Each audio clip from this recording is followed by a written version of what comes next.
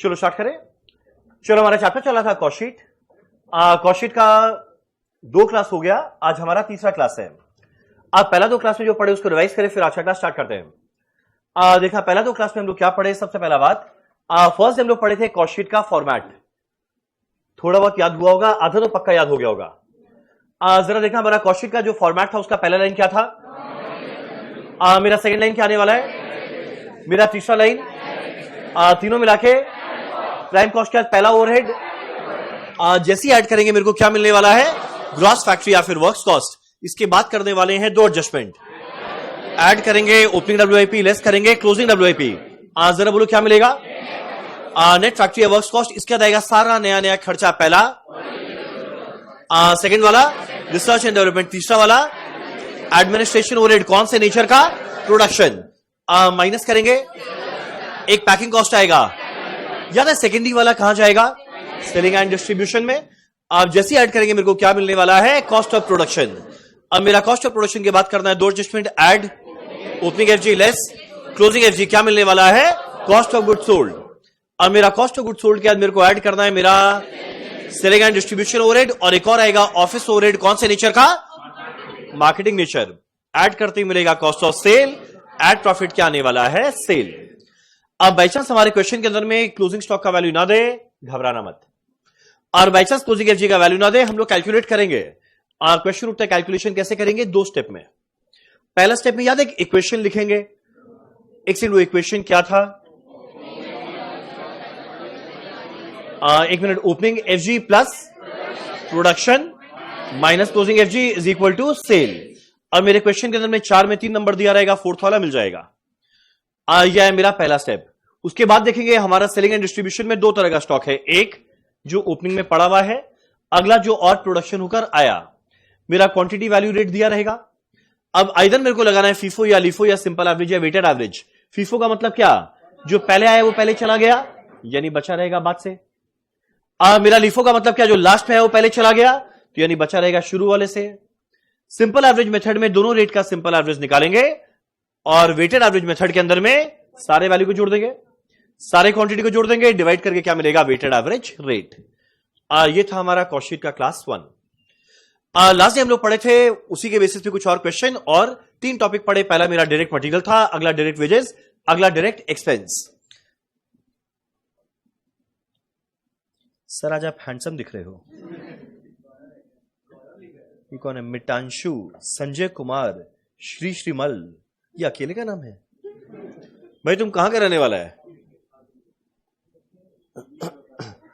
चलो नेक्स्ट हम लोग पढ़े डायरेक्ट मटेरियल। अब देखो मेरा डायरेक्ट मटेरियल क्या है।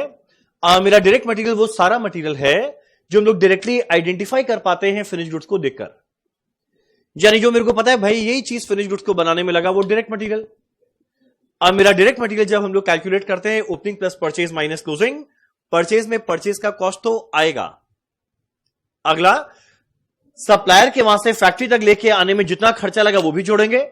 क्वेश्चन उठता है उसमें क्या आएगा। हम एक काम करते हैं, इशारा करते हैं, मेरे को बताना वो क्या है। पहला ट्रांसपोर्टेशन का एक और नाम फ्रेट इनवर्ड, या फिर एक और नाम कैरेज इनवर्ड।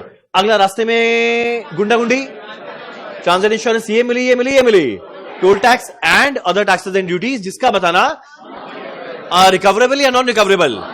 जो रिकवरेबल है वो मेरा खर्चा थोड़ी है, आज लगा वापस मिल गया, नॉट माई खर्चा।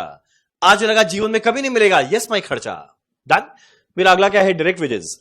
अब जरा बताना जो मेरा डायरेक्ट वेजेस है वो कौन से डिपार्टमेंट के वर्कर का वेजेस, कौन सा, प्रोडक्शन। मेरा डायरेक्ट वेजेस में वर्कर को क्या मिलने वाला है, बहुत सारे एलिमेंट। पहला जो एक काम करने के लिए मिल रहा है उसे कहते हैं बेसिक, अगला जो इन्फ्लेशन के लिए मिला, अगला जो घर के लिए मिला, अगला जो बीमार होने के लिए मिला, अगला जो रिटायरमेंट के बाद के लिए, प्रोविडेंट फंड या ग्रेचुटी, अगला मेहनत से काम करने के लिए, अगला घूमने फिरने के लिए, लीव ट्रैवल कंसेशन। मेरा अगला क्या है, मेरा अगला क्या है, डायरेक्ट एक्सपेंस। अब डायरेक्ट एक्सपेंस का वाहियात डेफिनेशन था वो सारा कॉस्ट जो डायरेक्टली आइडेंटिफाई कर पाते हैं other than material and labour.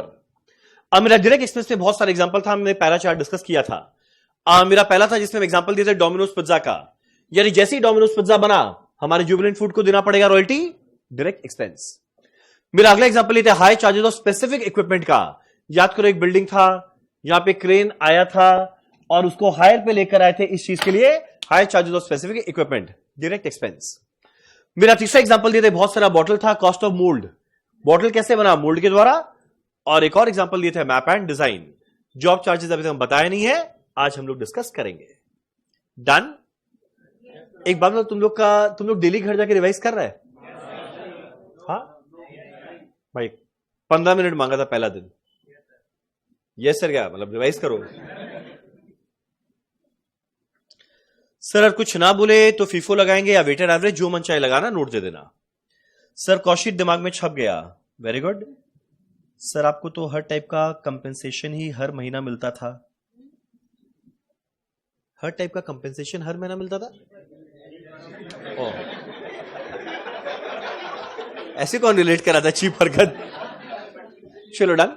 चलो एक काम करें फटाफट। ये कहां है, ये कौन सा स्टेट में है? मितांशु एक जगह में रहता है जिस जगह का नाम है, ये कैसा नाम है?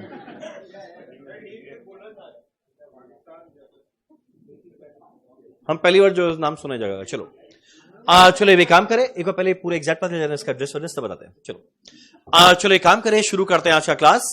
तो देखा direct material, direct wages, direct expense जान, यानी प्राइम कॉस्ट तक पहुंच गए।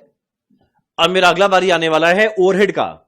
और मेरा ओवरहेड था 3 तरीका का, एक फैक्ट्री में जो लगा, एक जो हेड ऑफिस में लगा, एक जो मार्केटिंग के लिए लगा। तो वे काम करते हैं, बताते चलो चलो एक काम करते हैं, अब बीचों बीच एक हेडिंग लिखते हैं ओवरहेड। हाँ बताएंगे ओवरहेड के संग में बता देगा, तुम कंपेयर करके बता पाएगा।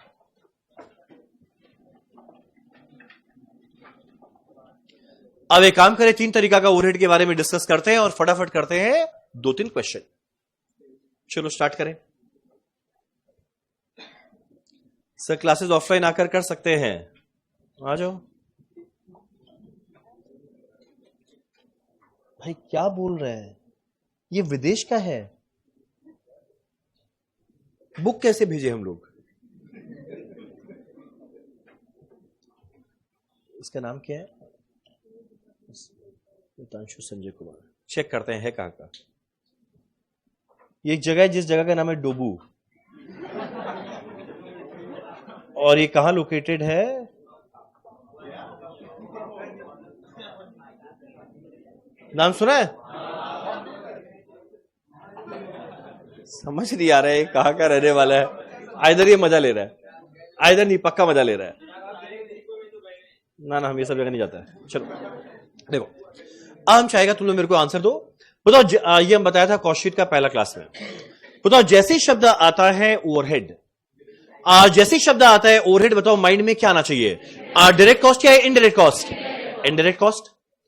और हम बाई चांस बोले कोई इनडायरेक्ट खर्चा लगा फैक्ट्री में, इनडायरेक्ट खर्चा लगा फैक्ट्री में, बोलो ये क्या है?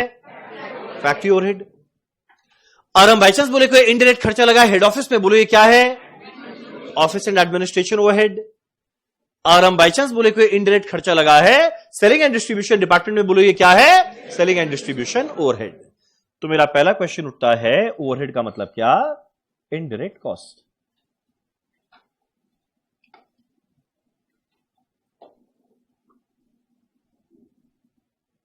आज हैंडराइटिंग इतना खराब क्यों हो गया मेरा?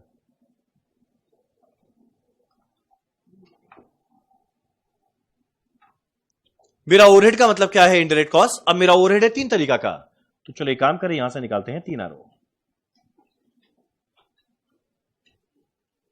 डन। चलो हमारा पहले वाले का नाम है फैक्ट्री ओवरहेड। अच्छा एक सेकेंड, फैक्ट्री ओवरहेड का 3 नाम और था, बोलो क्या? Production overhead, manufacturing overhead and works overhead. Direct expense का 2 नाम और था, चार्जेबल एक्सपेंस और ट्रेसेबल एक्सपेंस। वेरी गुड, घर जाके पढ़ाई कर रहा है।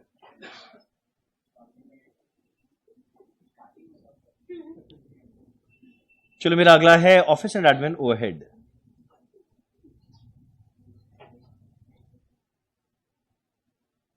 मेरा अगला है सेलिंग एंड डिस्ट्रीब्यूशन ओवरहेड। क्या बात है अदिति, क्या बात है।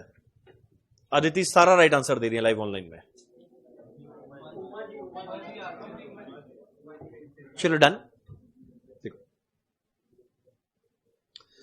अब एक काम करते हैं हम लोग, जरा एग्जांपल लिखते हैं फैक्ट्री ओरिएंटेड का एग्जांपल क्या रहेगा। अब देखो मेरा फैक्ट्री के अंदर में दो तरह का खर्चा लगा, कुछ डायरेक्ट खर्चा लग गया। फैक्ट्री के अंदर में जो टोबैको पड़ा था, फिल्टर और सिगरेट पेपर, डायरेक्ट मटेरियल। मेरा फैक्ट्री के अंदर में जो प्रोडक्शन डिपार्टमेंट था उसके वर्कर का वेजेस, डायरेक्ट वेजेस, और इसके अलावा कुछ कुछ मेरा डायरेक्ट एक्सपेंस था जैसे रॉयल्टी फॉयल्टी ये सब।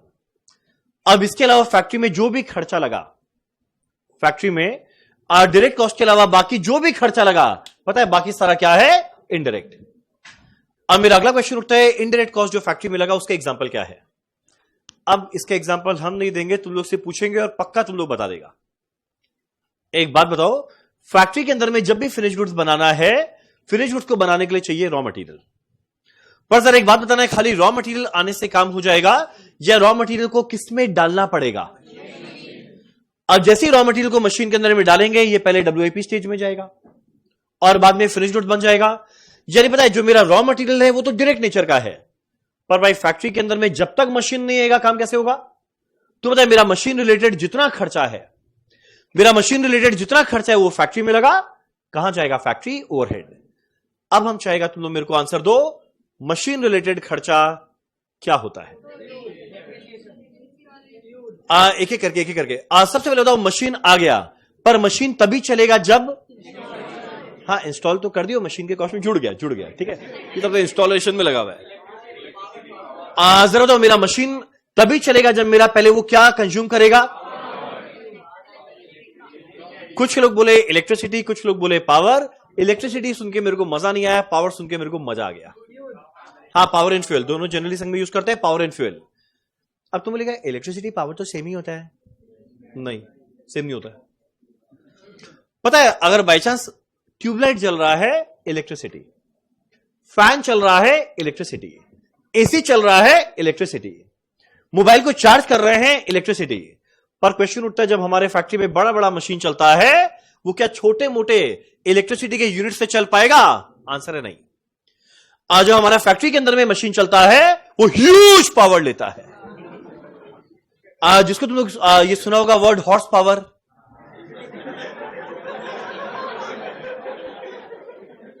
HP होता है ना, हंसी होता है। मेरा अगला है किलोवाट आवर, KWH सुना है जीवन में। एक होगा MWH मेगावाट आवर, ऐसा होता है, ठीक। यानी पता है जब मशीन चलता है वो क्या लेता है? Huge power. तो ये चलने वाला है पावर एंड फ्यूल से। तो मेरा पहला खर्चा आया पावर एंड फ्यूल का, मशीन रिलेटेड पहला खर्चा। अब मेरा अगला क्वेश्चन उठता है मशीन रिलेटेड बाकी खर्चा क्या आने वाला है? जब मशीन चलता है वो भयंकर हीट जनरेट करेगा, और अगर ये भयंकर हीट जनरेट करेगा, बोलो क्या डालना पड़ेगा? Coolant and lubricant. तो ये भी देखो मशीन को चलाने का खर्चा। तो मेरा मशीन कहां पर है? फैक्ट्री में। मशीन का सारा खर्चा फैक्ट्री ओवरहेड। अरे वाह, अदिति जी ने तो इतना सारा आंसर दे दिया। Power, lubricant, coolant, inspection. चलो कुछ ना कुछ लिखे जा रही है, चलो ठीक है, ठीक। तो देखो मेरा पहला खर्चा है पावर एंड फ्यूल का, अगला है कूलेंट एंड ल्यूब्रिकेंट का। अब मेरा अगला क्वेश्चन उठता है खाली मशीन लेकर आए काम चलेगा? नहीं। अब तुम लोग एग्जांपल देते हैं। पता है इसे कहते हैं आईपैड।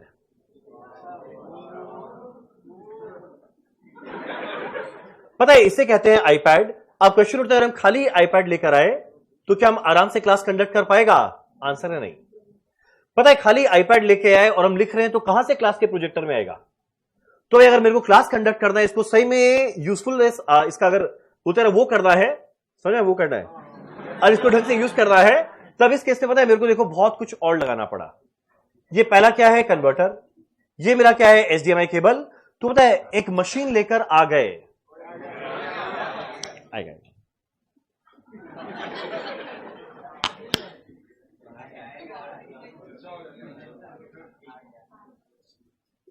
दुखी क्यों होता है? आ गया तो ठीक। ये नहीं पता होता क्या अगर बाई चांस खाली मशीन लेकर आ गए, पर भाई मशीन को चलाने के लिए जो स्टोर्स एंड स्पेयर पार्ट लगता है, इसे कहते हैं स्टोर्स एंड स्पेयर पार्ट। जो स्टोर्स एंड स्पेयर पार्ट है, ये मेरा क्या है? मशीन तो आ गया, पर भाई इसका ढंग से यूटिलिटी लाने के लिए जो मेरे को पार्ट लगाना पड़ेगा ताकि मशीन चल पाए। ताकि हम प्रोडक्शन कर पाए, ये भी लगाना जरूरी है, उसके बिना मशीन चलेगा नहीं। तो पता है मेरा अगला जो खर्चा है वो क्या है, स्टोर्स एंड स्पेयर पार्ट का। अब हम चाहेंगे अकाउंट्स के नॉलेज में का नॉलेज लगाते हुए थोड़ा आंसर दो। अब एक बात, जो मेरा मशीन परचेज की है, जो मेरा मशीन परचेज किए, तुम लोग बताओ मेरा जो मशीन परचेज की है, मशीन का वैल्यू पीएल में जाएगा या बैलेंस शीट में? और बैलेंस शीट के किस हेड में जाएगा? असेट के किस सब हेड में जाएगा? कहां जाएगा? प्रॉपर्टी प्लांट एंड इक्विपमेंट, या फिर सरल भाषा में बोलो फिक्स एसेट। तो ध्यान देना, जो मेरा मशीन है वो मेरा जाने वाला है असेट में, आज जो मेरा मशीन है वो जाने वाला है असेट में। पर बताए ये फिक्स एसेट मशीन चला तो गया बैलेंस शीट में, पर बताओ इसका हर साल पीएल में क्या आएगा? डेप्रिसिएशन। तो ध्यान देना, एक बात को रियलाइज करना, कॉस्ट शीट भी एक तरह का पीएल है, कॉस्ट शीट भी एक तरह का पीएल है, बस अकाउंट के फॉर्म में नहीं बनाते, स्टेटमेंट के फॉर्म में बनाते हैं। पर जो आइटम पीएल में आता है वो सारा आइटम आ रहा है कॉस्ट शीट में। पीएल में आता है सेल वैल्यू, यहां पर आता है लास्ट लाइन सेल। पीएल में आता है सारा खर्चा, यहां पे भी आ रहा है सारा खर्चा। पीएल में लास्ट में निकलता है प्रॉफिट, कॉस्ट शीट में भी लास्ट में क्या निकलता है? प्रॉफिट। सोचो, उधर भी ओपनिंग क्लोजिंग स्टॉक आता है, इधर भी ओपनिंग क्लोजिंग स्टॉक आता है। यानी मेरा कॉस्ट शीट एक तरह का क्या है? पीएल ही तो है, बस खाली अकाउंट के फॉर्म में ना बना के हम लोग इसको किस फॉर्म में बना रहे हैं? भाई लोग कितना कुछ लिख रहे हैं, ओह वेरी नाइस, लिखते जाओ। चलो, इसको बस अकाउंट के फॉर्म में नहीं बना रहे, किस फॉर्म में बना रहे हैं? स्टेटमेंट के फॉर्म में। तो भाई ध्यान देना, मशीन का पूरा वैल्यू पीएल में मत लिख देना या कॉस्ट शीट में मत लिख देना। पता है मशीन का क्या लिखेंगे यहां पर? डेप्रिसिएशन।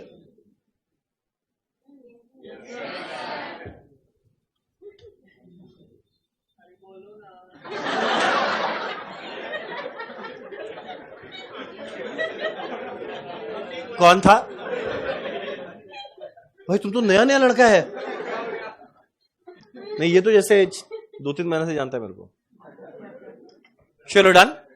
ये मेरा क्या है? Depreciation on plant and machinery.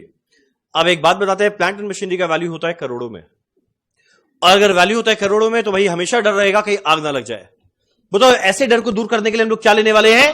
Insurance on plant and machinery. मेरा अगला, कभी ना कभी तो जीवन में मेरा क्या नाम है, प्लांट एंड मशीनरी थोड़ा खराब होगा, और जब खराब होगा बताओ इसको क्या करना पड़ेगा? Repair and maintenance. तो मेरा अगला खर्चा आएगा रिपेयर एंड मेंटेनेंस। यानी सरल भाषा में देखें, मेरा जितना भी खर्चा मशीन रिलेटेड है सब लगा फैक्ट्री में। कहां जाएगा? Factory overhead. डन। अरे वाह प्रियम, प्रियम तुम्हारे इस क्वेश्चन का आंसर देंगे, एक स्पेशल पॉइंट हम जरूर बताएंगे। देखो, आज इनफैक्ट मेरे पास कुछ है, वेट, मेरे पास कुछ था।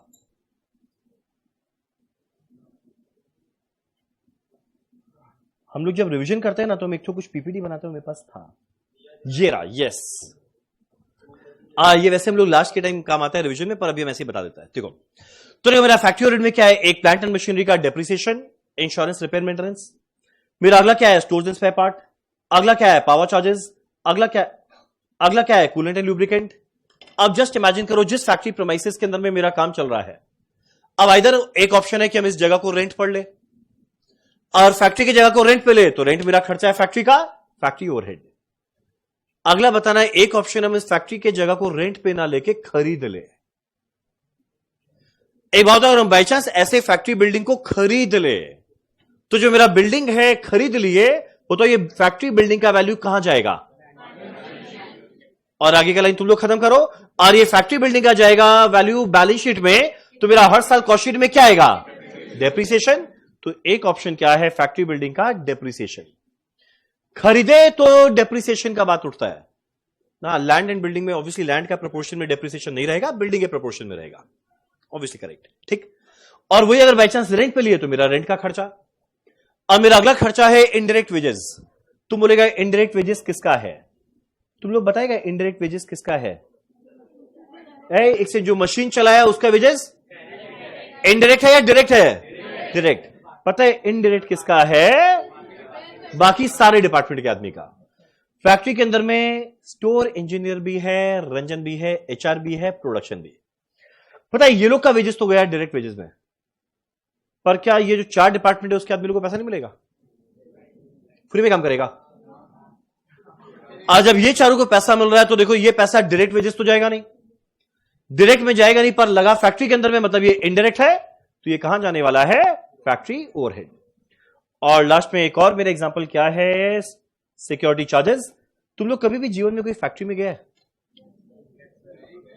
है? कौन सा फैक्ट्री? आईटीसी का फैक्ट्री?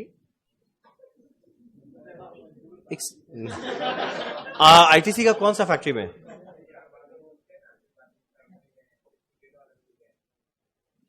खिदरपुर। क्या करने गया था? क्या क्या क्या?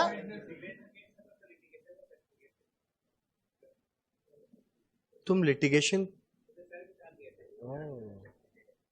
आर्टिकल कंप्लीटेड है तो इंटर तो हो गया ना फिर। चलो ठीक है, फीस आ गया है, ठीक है छोड़ो।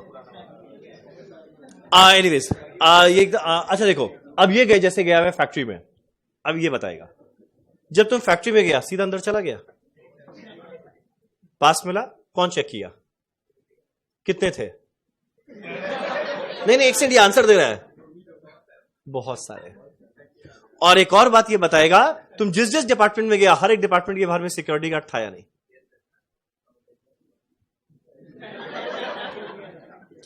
यानी ऐसा है ना कि हमारा फैक्ट्री कोई मॉर्निंग वॉक करने का जगह नहीं है, जो मन चाहे मुंह उठा के चला गया।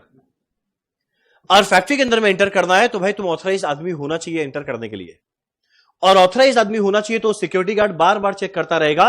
और जस्ट इमेजिन करो एक बड़े फैक्ट्री में जाएगा, बैंगलोर फैक्ट्री में, वहां कम से कम 150-200 सिक्योरिटी गार्ड रहता है, और जो सिक्योरिटी गार्ड रहता है वो पैसा जरूर लेगा, और ये जो पैसा लेगा तो इस पैसे का नाम क्या है? Security charges. क्वेश्चन उठता है क्या वो लोग सिगरेट बना रहा था? नहीं, तो डायरेक्ट वेजेस में तो जाएगा नहीं, पर ऑब्वियस बात उनको पैसा दिया गया क्या चीज के लिए? सिक्योरिटी के लिए। और सिंस ये खर्चा लगा है फैक्ट्री में, कहां जाएगा? Factory overhead. एक मिनट, तुम लोगों को क्लियर है? ये कुछ एग्जांपल था, यानी सरल भाषा में कोई भी खर्चा मशीन रिलेटेड आए फैक्ट्री ओवरहेड, और वो 3 direct material, direct wages, direct expense के अलावा कोई भी खर्चा फैक्ट्री में लगे फैक्ट्री ओवरहेड। चलो भाई कहां बोलो? ना हाँ, वैसे डेप्रिसिएशन इंपेयरमेंट दोनों आएगा, पर जनरली इंपेयरमेंट में होता क्या ना, एक सब्सटैंशियल वैल्यू डिक्रीज होता है, तो कॉस्टशीट में ना खाली नॉर्मल चीजों को लिखते हैं, कोई अब नॉर्मल उसको नहीं लिखते, वो भी हम आज बताता है। चलो भाई काम करना, फटाफट यहां पे लिखना कुछ एग्जांपल। यस सर, मेरे पापा का स्टील का फैक्ट्री है। वाह क्या बात है,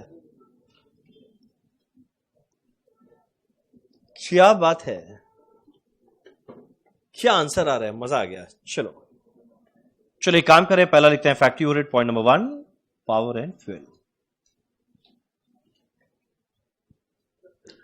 अभी एक स्पेशल खर्चा है, अभी तो हम बता दिए फैक्ट्री ओवरहेड में इसका एक और ट्रीटमेंट होता है, वो बाद में, पहले एक बार नॉर्मल ट्रीटमेंट जानो, ठीक। अब मेरा अगला एग्जांपल लेते हैं प्लांट एंड मशीनरी का सारा खर्चा। सुनो ना, मैसेज लिखते पीएनएम, तुम लोग समझेगा? नहीं समझेगा तो पूरा लिख ले अपने नोटबुक पर, हम समझते हैं मैसे लिखेगा, तुम पूरा लिखना, ठीक है। मेरा पीएनएम मतलब क्या? Plant and machinery. तुम लोग तो प्लांट एंड मशीनरी का पूरा वैल्यू आएगा या क्या आएगा? डेप्रिसिएशन। तो प्लांट एंड मशीनरी का डेप्रिसिएशन। अगला क्या आएगा? Insurance.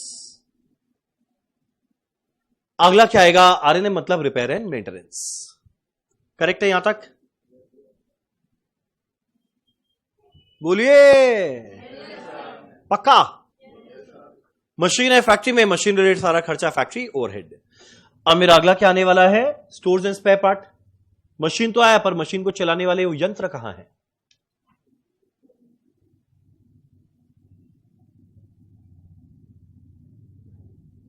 Stores and spare parts. मेरा अगला क्या आने वाला है? Coolant and lubricant.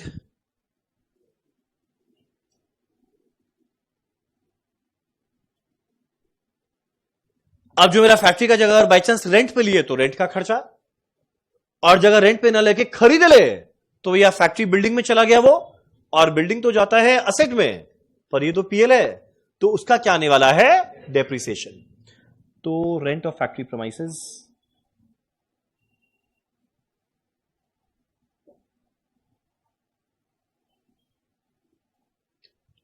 चलो हमारा रेंट ऑफ फैक्ट्री प्रीमाइसेस। मेरा अगला क्या आने वाला है?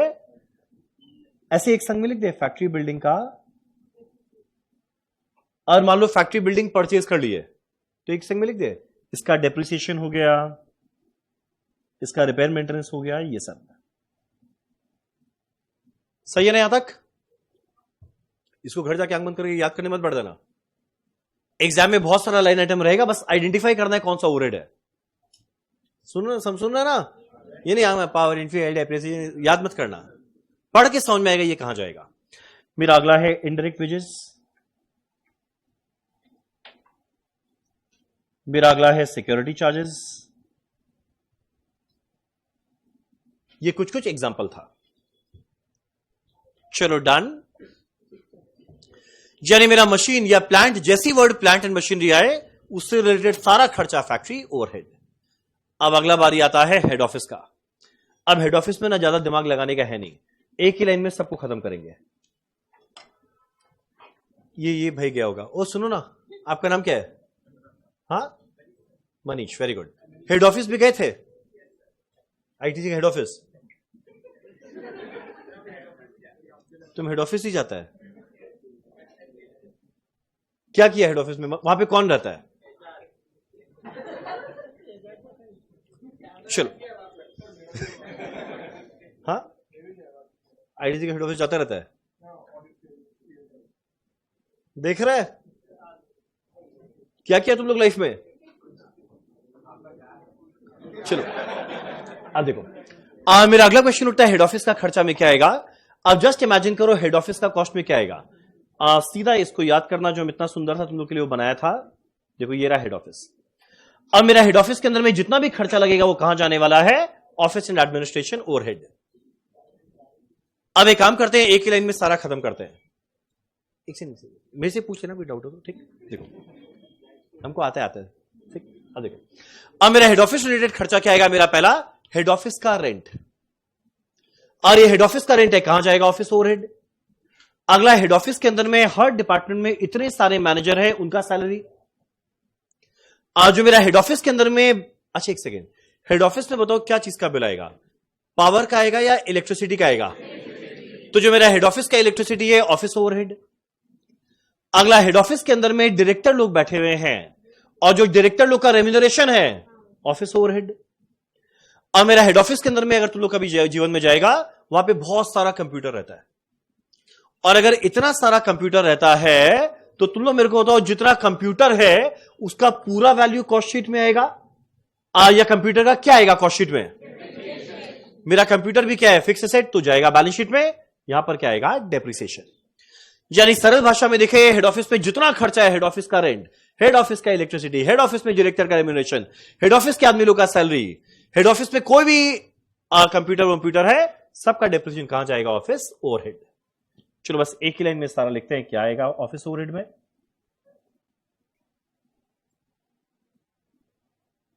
चलो मेरा पहला आने वाला है ऑफिस का रेंट।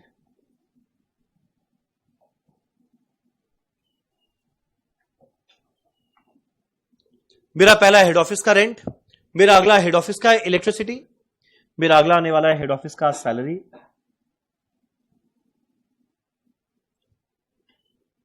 नेक्स्ट बड़े बड़े डायरेक्टर बैठे हैं, उनका रेम्यूनरेशन,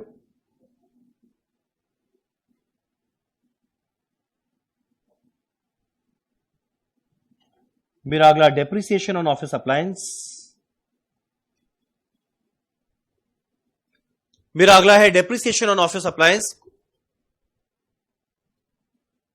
दो को अलग से लिखना, पॉइंट नंबर 2, एक तो लीगल चार्जेस और तीसरा लिखना ऑडिट फीस। मेरा पॉइंट नंबर 2 में आएगा लीगल चार्जेस, पॉइंट नंबर 3 में आने वाला है ऑडिट फीस। कोई बताओ लीगल चार्जेस का मतलब क्या? जो लॉयर लोग का, ये लोग का जो खर्चा है। अब एक बात बताते हैं, जब भी कोई एक इंसान नया बिजनेस शुरू करता है, उसको दुनिया भर का लॉ को कंप्लाई करना पड़ता है। इतना सारा लॉ कि भाई हमको पता ही नहीं है। हमको याद है जब नया नया पढ़ाने आया था, तो शुरू में ना 2-3 साल बाद एक इनकम टैक्स का नोटिस आया, हम डर गया। हम बोले भाई इनकम टैक्स का नोटिस आया, आपके मेरे साथ क्या होने वाला है? जेल वेल तो नहीं हो जाएगा? तो जब शुरू में नोटिस आया, हम दिमाग नहीं लगा, हम ऑब्वियसली उस समय चाप में आया, एक जन के पास गए, एक लॉयर था। हम बोला भैया देखिए एक नोटिस आया, क्या करें? बोला कुछ नहीं, आप पढ़ाइए, हम देख लेंगे क्या करना है। अब ऑब्वियस बात है आगे पूरा मैटर को वो डील किया, और जब ये मेरे मैटर को डील कर रहा है तो फुकट में थोड़ी करेगा, पैसा लेगा। अब ये जो पैसा ले रहा है वो क्यों ले रहा है? क्योंकि अपना वो लीगल सर्विसेज दिया। पता है इस पैसा को वो क्या चार्ज करके क्या बोल के चार्ज करेगा? Legal charges. शुरू में होता था, अच्छा आजकल तो डेली का हैबिट है, कभी आता है इनकम टैक्स का, कभी जीएसटी का, कभी म्युनिसिपल टैक्स आता ही रहता है। अब तो वेट करते हैं यार, बहुत दिन से लव लेटर नहीं आया। अब आजकल जब भी कोई आता है, जैसे ही आया पकड़ाए अपने लॉयर को, लॉयर अपना पूरा जो करना है कर लेता है, हमको जाना ही नहीं पड़ता, बस सीधा मंथ के एंड पे मेरे को बिल भेजता है, हम उसका पेमेंट कर देते हैं। अब मेरा क्वेश्चन उठता है क्या बड़े बड़े कंपनी में ऐसा काम होता है? और भयंकर लेवल पे बड़े बड़े कंपनी के अंदर में ये जो लॉ रिलेटेड चीज है, इसके अंदर में दुनिया भर का और मैसिव स्केल में दुनिया भर का साल भर नोटिस आएगा। और ऑब्वियस बात है जब ये आता है तो तुम लोग बताओ ये कहां जाएगा? ये सारा नोटिस इनकम टैक्स का फैक्ट्री में जाएगा या कंपनी के रजिस्टर्ड ऑफिस में जाएगा? रजिस्टर्ड ऑफिस यानी हेड ऑफिस। यानी पता जो लॉयर है उसको हायर भी कौन किया है? हेड ऑफिस वाला। और अगर लॉयर को हायर किया है हेड ऑफिस वाला, तो जो पैसा देगा वो भी हेड ऑफिस देगा। तो अगर हेड ऑफिस देगा, कहां जाने वाला है? Office overhead. तुम लोग समझ रहे हैं ना? कुछ तो बोलो।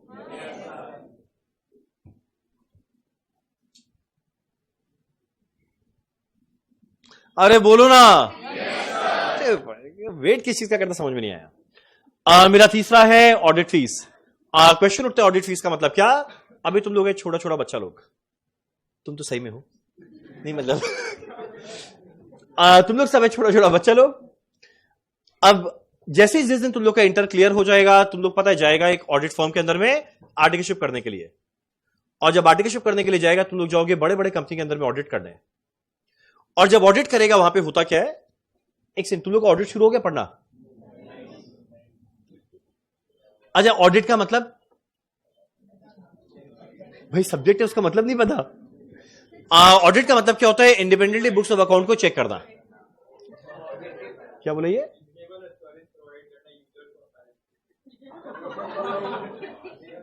देख रहा है रीजनेबल एश्योरेंस का मतलब?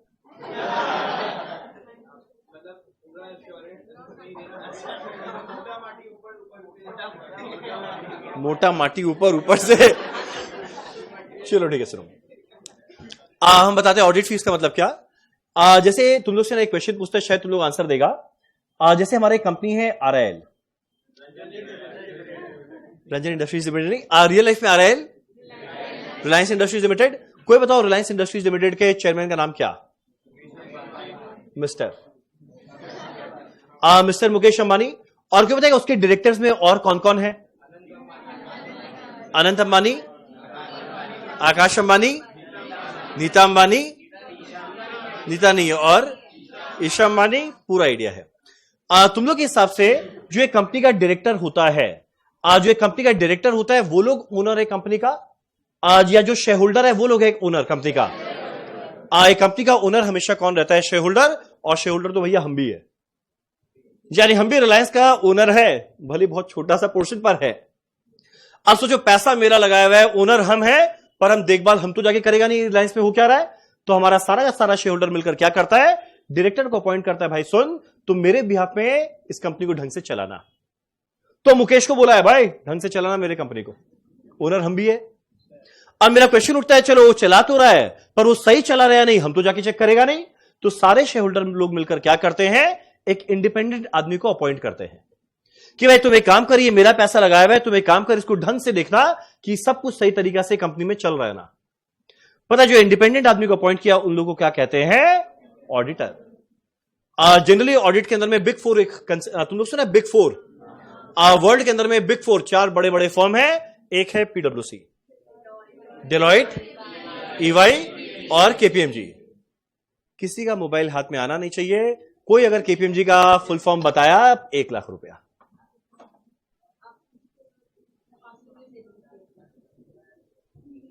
$10 लाख रुपया। मोबाइल अगर हाथ में आ गया ना, आधा याद है, 5 ऐसे नहीं मिलेगा। KPMG का आधा याद है, बोलो क्या?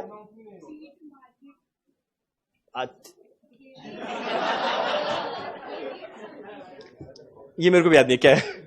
एनीवेज, ये चारों बिग फोर है। अब ये लोग क्या करते हैं, जाते हैं हमारे हेड ऑफिस के अंदर में और जाकर ऑडिट करते हैं। जैसे लोग को आइडिया होगा, ये लोग जाके ऑडिट करता है और हम बताते हैं जब जीवन में जाएगा ना ऑडिट करने के लिए, और ऑडिटर का रिपोर्ट बड़ा खतरनाक होता है। कहीं कोई गलती मिला ना तो भैया, और वो अपने ऑडिट रिपोर्ट में लिख दिया कि कंपनी के अंदर में कुछ लोचा है, शेयर होल्डर लोग बैंड बजा देगा, सीधा डायरेक्टर को रिमूव करेगा। तो इसीलिए ऑडिटर से लोग बड़ा डरते हैं कि भैया इसको खुश रखो, कहीं उल्टा सीधा रिपोर्ट ना दे। आज जब जीवन में पहली बार जाएगा ऑडिट करने के लिए, इतना इज्जत मिलेगा, हम क्या बताएं। जब हम लाइफ में पहली बार गए थे ऑडिट करने के लिए, मेरे को याद है एक जगह में गए थे, कालाहंडी डिस्ट्रिक्ट है उड़ीसा में, वेदांता का फैक्ट्री में। तो वहां पे गाड़ी से पहुंचे, सिक्योरिटी गार्ड बैठा हुआ था, हम आए, मेरे को बोला आप कौन? हम बोला रंजन पेड़ीवाल फ्रॉम पीडब्ल्यूसी। सिक्योरिटी गार्ड बैठा हुआ है। हम जैसी बोला रंजन पेड़ीवाल फ्रॉम पीडब्ल्यूसी, खड़ा हुआ, सैल्यूट किया। हम बोला किसको कर रही है? और बाद में मेरे को अंदर बुलाया, हम बोला आते आते। अब जैसे ही पहुंचे फैक्ट्री में, जो जितना इंचार्ज सब आ गया, बोला सर कुछ खाएंगे? हम बोला हाँ खाएंगे। बोला बताइए क्या खाएंगे? बोला जो जो खिला सकते खिलाइए। अब इमेजिन करो तुम लोग, आज से ठीक 7-8 महीना बाद जाएगा, 7-8 तो क्या मतलब 1 साल बाद जाएगा। अब उस समय ऐसा इज्जत जो आज तक जीवन में मिला हुआ नहीं है, मतलब इतना मजा आता था, इतना मजा। और बाद में बताएंगे, नहीं तो कल हम रियलाइज कि हम कुछ ज्यादा ही बोल दिया था, तो आज कंट्रोल में। ठीक, तो पता है अब ऐसा ऑडिटर जब जाके ऑडिट कर रहा है तो भैया फ्री में तो करेगा नहीं, वो पैसा चार्ज करेगा। और जो पैसा चार्ज करेगा इसका नाम क्या है? Audit fees. अब इसका अपॉइंटमेंट किया गया है हेड ऑफिस के अंदर में, रजिस्टर्ड ऑफिस में, तो बिल भी भेजेगा वहां पर। तो वहां से जो पैसा है वो क्या है? Office overhead. बोलो क्लियर है? चलो मेरा आखिरी है सेलिंग एंड डिस्ट्रीब्यूशन ओवरहेड। इसका एग्जांपल मेरे से बेटर तुम लोग बताएगा। बोलिए सर।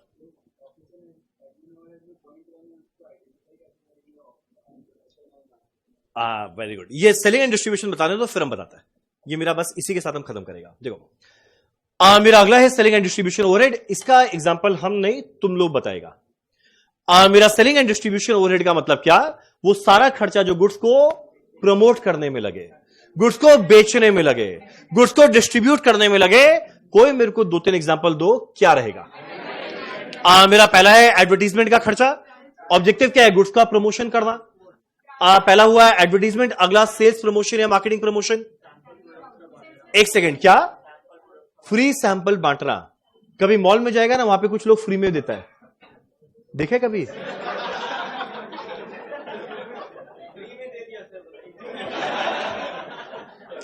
फ्री सैंपल बांटता है।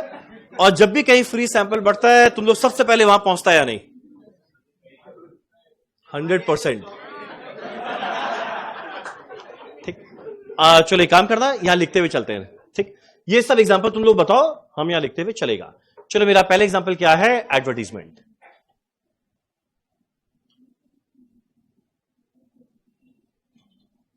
चलो हमारा पहला है एडवर्टीजमेंट। हमारा पहला है एडवर्टीजमेंट। मेरा अगला क्या आने वाला है? सेल्स या मार्केटिंग प्रमोशन।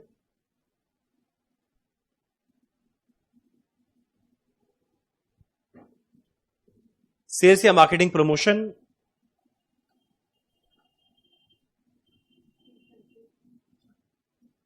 तीसरा वाला क्या है? Free sample.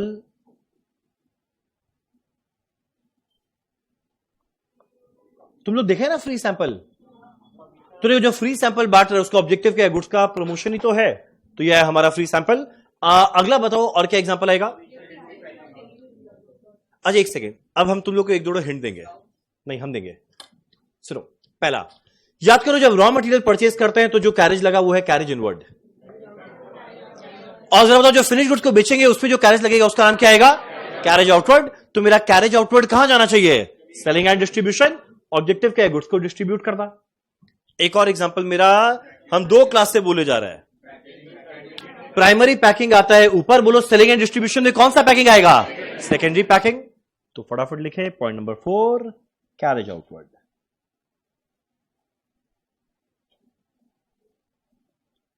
मेरा अगला आएगा पॉइंट नंबर 5, सेकेंडरी पैकिंग।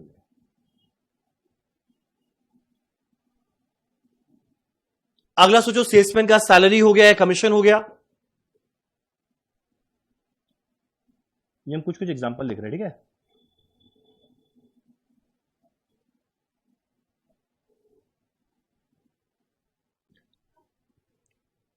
मेरा अगला हो गया वेयर हाउस का चार्जेस।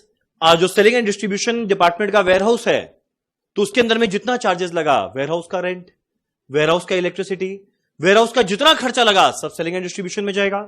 तो मेरा अगला है वेयर हाउस चार्जेस।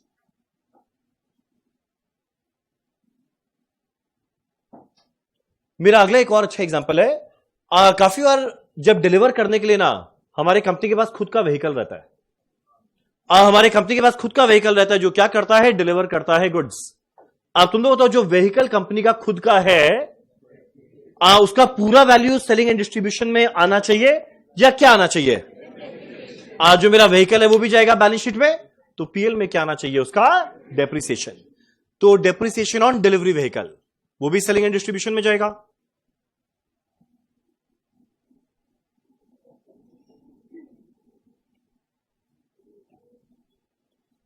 एक और एग्जांपल देते हैं, आफ्टर सेल सर्विसेज। सेल कर दिए, उसके बाद सेल होने के बाद जो सर्विसेज दिया जा रहा है, ऑब्जेक्टिव कौन सा? ईसीओ। अच्छा करेक्ट, वो भी आएगा, पर वो एक स्पेसिफिक इंडस्ट्री में है। यहां पे हम लोग ओनली बोलते हैं ना पूरा ग्लोबल सारा तरह के इंडस्ट्री में जो लगा उसका बात कर रहे हैं। मेरा अगला हम बोले आफ्टर सेल सर्विसेज।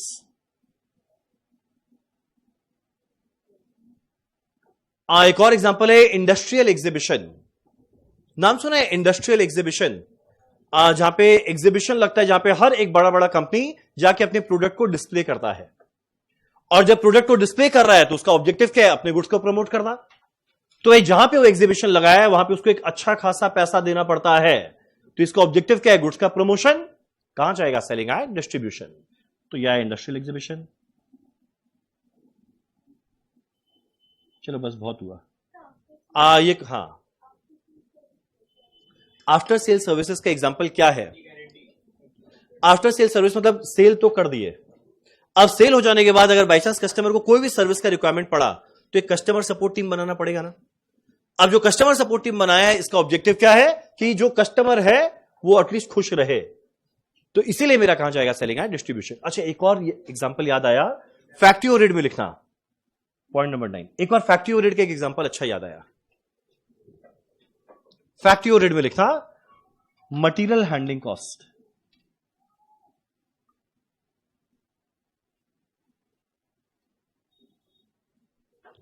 मेरा फैक्ट्री ओवरहेड में लिखा मटेरियल हैंडलिंग कॉस्ट।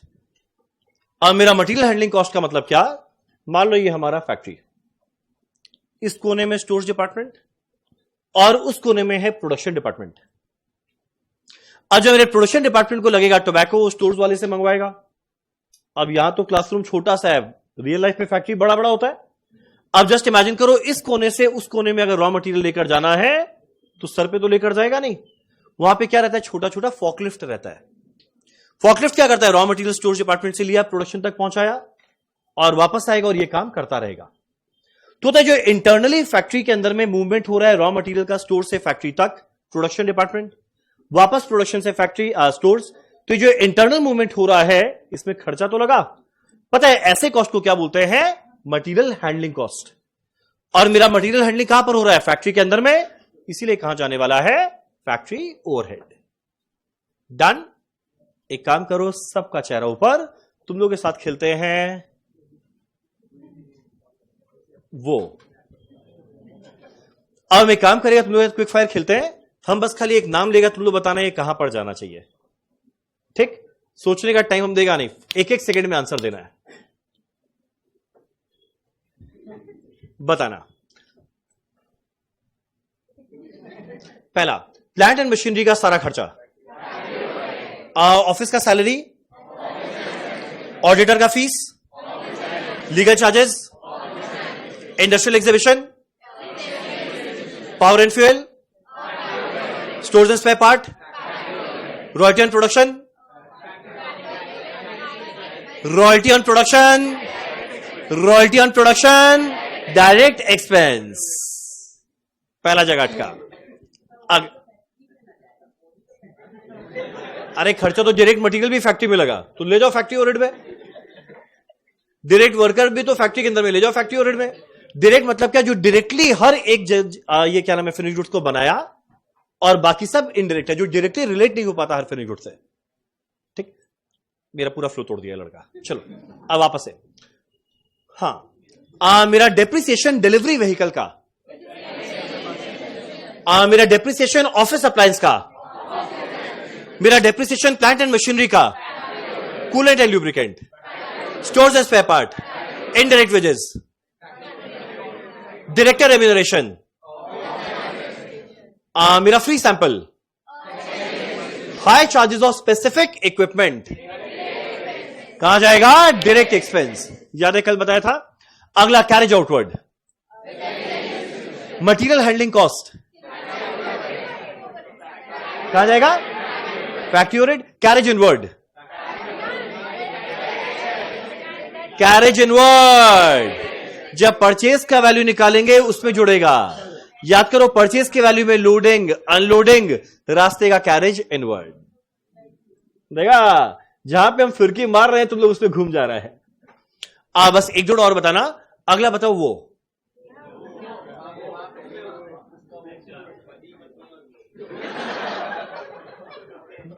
समझा ना क्या मुलम?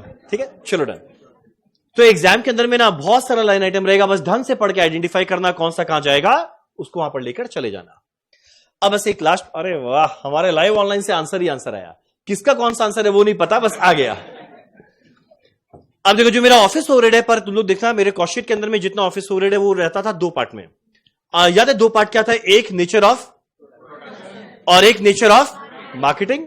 तो जो मेरा ऑफिस ओवरहेड है यहां से दो हिस्सा, एक नेचर ऑफ प्रोडक्शन और एक नेचर ऑफ मार्केटिंग या फिर जनरल। मार्केटिंग और जनरल संग में। अब आइदर रहेगा कुछ प्रोडक्शन नेचर का या रहेगा मार्केटिंग या फिर जनरल नेचर का। ठीक। अब तुम लोग बोलेगा जितना मेरा हेड ऑफिस के अंदर में खर्चा लगा, तो देखो मेरा हेड ऑफिस में जितना खर्चा लगा वहां पे काम किया गया दो, एक प्रोडक्शन रिलेटेड डिसीजन लिया गया और एक बाकी सब डिसीजन लिया गया। अब तुम लोग बोलेगा कैसे पता चलेगा? एक बताए बात, कैसे पता चलेगा? हेड ऑफिस को देखो, बस पता है एक ही ऐसा डिपार्टमेंट है जिसका खर्चा जाना चाहिए प्रोडक्शन नेचर में। जरा ये सारे के सारे डिपार्टमेंट का नाम पढ़ो, नाम से समझ में आ जाएगा। जरा बताओ कौन से डिपार्टमेंट? हमको क्यों दिख रहे? उधर देखो ना। अरे क्वेश्चन नहीं समझा। हम ये बोला कि हेड ऑफिस में बहुत सारा डिपार्टमेंट है। हेड ऑफिस के अंदर में एक पर्टिकुलर वैसा डिपार्टमेंट है जिसका काम खाली प्रोडक्शन रिलेटेड डिसीजन लेना है, जो खाली प्रोडक्शन रिलेटेड डिसीजन ही लेता है। बताओ इनमें से वो कौन सा डिपार्टमेंट है? बस क्वेश्चन यही तो था। यानी हेड ऑफिस के अंदर में जो मेरा प्रोडक्शन मैनेजर का सैलरी या जो प्रोडक्शन डिपार्टमेंट जो बना के रखा है हेड ऑफिस के अंदर में, जो प्रोडक्शन रिलेटेड डिसीजन लेता है, वो जाएगा एडमिन ओवरहेड प्रोडक्शन नेचर में। और बाकी जितना भी आइटम बच गया, अरे बोलने तो बाकी जितना भी आइटम बच गया वो आइदर रहेगा मार्केटिंग। अब जैसे ये मार्केटिंग है और बाकी देखो किसी का एग्जैक्ट नेचर तो है नहीं कि ये प्रोडक्शन है या मार्केटिंग, तो जिसका एग्जैक्ट नेचर ना रहे, जिसका एग्जैक्ट नेचर ना रहे, तुम लोग बताओ उसको प्रोडक्शन बोले, मार्केटिंग बोले या जनरल बोले? जनरल। तो देखो इसीलिए हम मार्केटिंग जनरल को संग में क्लब किया। यानी होता क्या है, जितना मेरा हेड ऑफिस में खर्चा लगा जो प्रोडक्शन रिलेटेड है उसको अलग करके ऊपर ले जा, और इसके अलावा बाकी जितना खर्चा बचा हुआ इधर मार्केटिंग का होगा, या जिसके एग्जैक्ट नेचर नहीं पता, मतलब वो जनरल नेचर का है, वो सारा खर्चा नीचे आ जाएगा। अब मेरा एडमिन ओवरहेड प्रोडक्शन रिलेटेड ऊपर क्यों गया? कॉस्ट शीट के फॉर्मेट को याद करना। Net factory works cost, quality control, research and development, admin overhead production nature minus cell of scrap, primary packing, तो आता है कॉस्ट ऑफ प्रोडक्शन। और याद करो इसी कॉस्ट ऑफ प्रोडक्शन के बेसिस पे वैल्यू करते थे क्लोजिंग स्टॉक को। तो क्लोजिंग स्टॉक को वैल्यू करने में खाली वही तो खर्चा आना चाहिए जो प्रोडक्शन रिलेटेड है। अब जो प्रोडक्शन रिलेटेड है ही नहीं, वो क्लोजिंग एफजी में क्यों आना चाहिए? इसीलिए बाकी सारा खर्चा को हम लोग क्या करते हैं, नीचे लेकर जाते हैं। तुम लोगों ने एग्जाम में कैसे पता चलेगा? एग्जाम में क्लियर कट वर्ड यूज करेगा office overhead of production nature, या क्लियर कट बोलेगा हेड ऑफिस में प्रोडक्शन मैनेजर का सैलरी, तो ये जाएगा ऊपर, बाकी सारा एडमिन ओवरहेड जाएगा नीचे। डन। एक काम करना, ट्राई करना अपने आप एक क्वेश्चन करने का। Question number 3।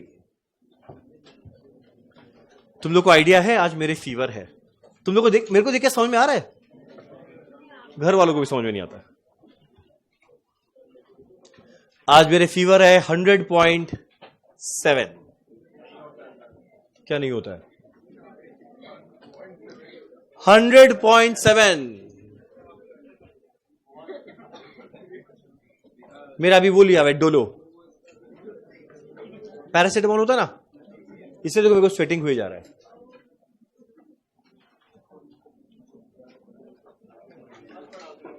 एक काम करना प्लीज, एक बार आना पेज नंबर 2.7, क्वेश्चन नंबर 3, हमारा आज का पहला क्वेश्चन। AC of? नहीं नहीं, ये अपना चिंता करिए, मेरा नहीं। एसी बंद कर दे, पीछे वाला ही बंद कर दे।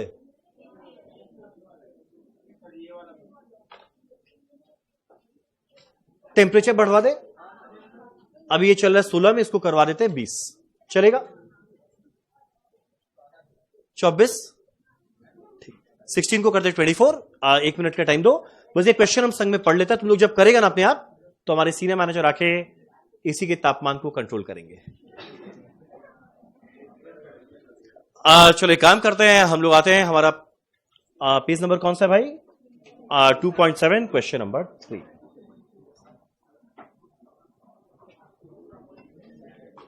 एक बार ये एसी का रिमोट आगे भी ना इसका टेम्परेचर बढ़ा दीजिए। कैसा कमजोर लोग हैं यहां पे।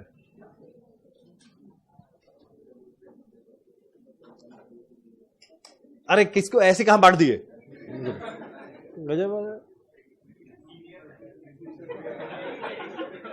ठीक है, 2 मिनट बात करना। ठीक, चलो एक बार फटाफट क्वेश्चन रीड करते हैं। एक काम करना है, क्वेश्चन को पढ़ना और जरा क्लासिफाई करना कौन सा किस ओवरहेड का पार्ट बनेगा। बस खाली तुम लोग एक जगह अटकेगा। पढ़े question number 3। Company is a metal and would cutting manufacturer. ये क्या करता है? मेटल और वुड कटिंग मैन्युफैक्चरर है। वुड लेके आता है, काटता है, मेटल लेके आता है, काटता है, और बाद में ऐसे प्रोडक्ट को बेचता है to home construction market. Consider the following data for the month of October 2015। अब बस तुम लोग अटकेगा पहला लाइन में। Sand paper. पहले बताओ सैंड पेपर का मतलब क्या? क्या भाई, तुम क्या क्या करता है बात बताओ। तुम्हारा ये भी काम है सही में? नहीं नहीं, अच्छा है, करो। टाइम कैसे मिल रहा है इसको? हेड ऑफिस जा रहा है, लीगल चीज संभाल रहा है, पार्ट टाइम वो भी है। Oh my God. चलो हाँ, मेरा सैंड पेपर क्या है? कभी भी अगर तुम लोग बाई चांस कोई भी उसको देखेगा ना, सुनो एक सेकंड, थोड़ा सा ना एक अर्जेंट कॉल आया है, 1 मिनट रुकेगा? हम इसीलिए मोबाइल को रखा था, वेरी अर्जेंट। हाँ 1 मिनट, 1 मिनट, एचआर नहीं है, 1 मिनट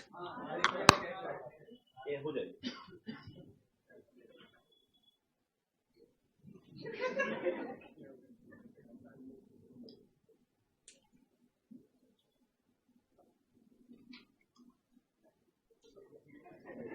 कॉल वो हो रहा है, हमको तो मेमो कॉल करना है।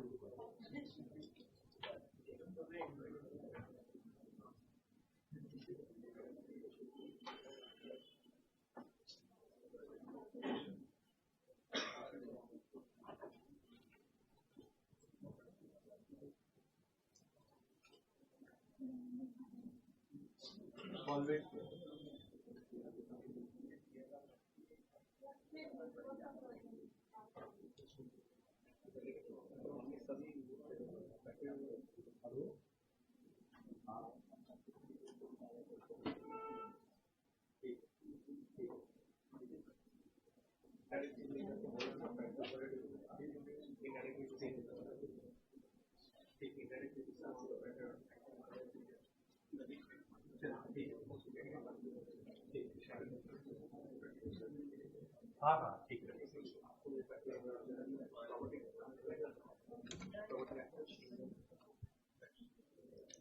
चलो अरे वाह, क्या मस्त आंसर दिया ये। हमारे प्रियम ने एक बड़ा अच्छा आंसर दिया। बहुत लोग रिलेट नहीं कर पाएंगे। सैंड पेपर क्या है ऑस्ट्रेलिया वालों को पता होगा। नाइस। चलो, सैंड पेपर का मतलब क्या होता है? कभी भी अगर जीवन में कोई भी, जैसे हमारा जब बेंच बना था, तो जब बेंच बना सबसे पहले वुड आया, उसे काटा गया और बाद में इसके सरफेस को स्मूथ करने के लिए क्या किया गया? एक सैंड पेपर लिया और इसको अच्छे से प्यार से धीरे धीरे वो कर रहे थे। समझ में क्या कर रहे थे? समझ में आया? वर्ड हमको नहीं पता क्या कर रहे थे, पर कर रहे थे। ठीक। यानी जो सैंड पेपर है उससे क्या करते हैं? जो अनइवन सरफेस है इसे स्मूथ करना। अब ये जो मेरा सैंड पेपर है, जरा एक काम करो, अपने अपने बेंचेस में देखो, बाजू में सैंड पेपर चिपकाया हुआ है क्या? नहीं। यानी फिनिश गुड्स में नहीं दिखा, मतलब ये डायरेक्ट मटेरियल तो नहीं है। अब मेरा अगला क्वेश्चन उठता है, जो सैंड पेपर, ये जो काम का, ये जो हम लोग काम किए, तुम लोग बताना है बेंच बनाने का काम क्या डायरेक्टर लोग हेड ऑफिस में किए, या मार्केटिंग वाला अपने घर में किया, या फैक्ट्री में किया गया? फैक्ट्री। तो ऑब्वियस सा बात है, कहां जाना चाहिए? Factory overhead. तो ये मेरा कहां जाएगा? Factory overhead. अब हम चाहेगा फटाफट तुम लोग मेरे को आंसर दो, हर एक चीज कहां जाएगा। बाजू में ना हमेशा पहले लिख देना पेंसिल से, ताकि जब क्वेश्चन करेगा वो इजी रहेगा। अब मेरे को फटाफट बताओ, मेरा second line, material handling cost कहां जाएगा? Coolant and lubricant. अब अगला नाम खुद बता रहा है, मिसलिनियस इनडायरेक्ट। बताओ, जैसी शब्द आया है इनडायरेक्ट माने ओवरहेड, और कौन सा ओवरहेड है? मैन्युफैक्चरिंग, यानी फैक्ट्री ओवरहेड। अब मेरा अगला लाइन लिखा हुआ है डायरेक्ट मैन्युफैक्चरिंग लेबर। वर्ड है डायरेक्ट। अब डायरेक्ट में इधर मटेरियल रहेगा या वेजेस रहेगा, एक्सपेंस। और ये डायरेक्ट किसका खर्चा है? लेबर का। बोलो ये क्या है? डायरेक्ट मटेरियल, डायरेक्ट वेजेस या डायरेक्ट एक्सपेंस? डायरेक्ट। अरे क्या?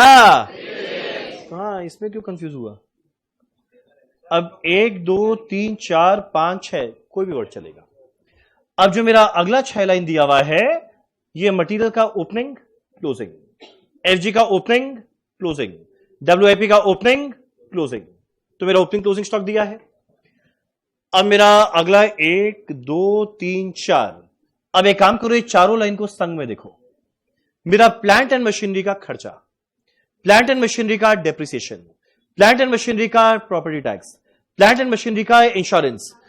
तुम लोग जरा बताना, जो मेरा प्लांट एंड मशीनरी का जितना भी खर्चा आएगा, रुको हम जिससे पूछे, मेरा प्लांट एंड मशीनरी का जितना भी खर्चा आएगा वो कहां जाएगा? बताने वाली हैं आप। Yes, factory overhead. आपका नाम क्या है? अच्छा, क्या? ओ अच्छा, चलो।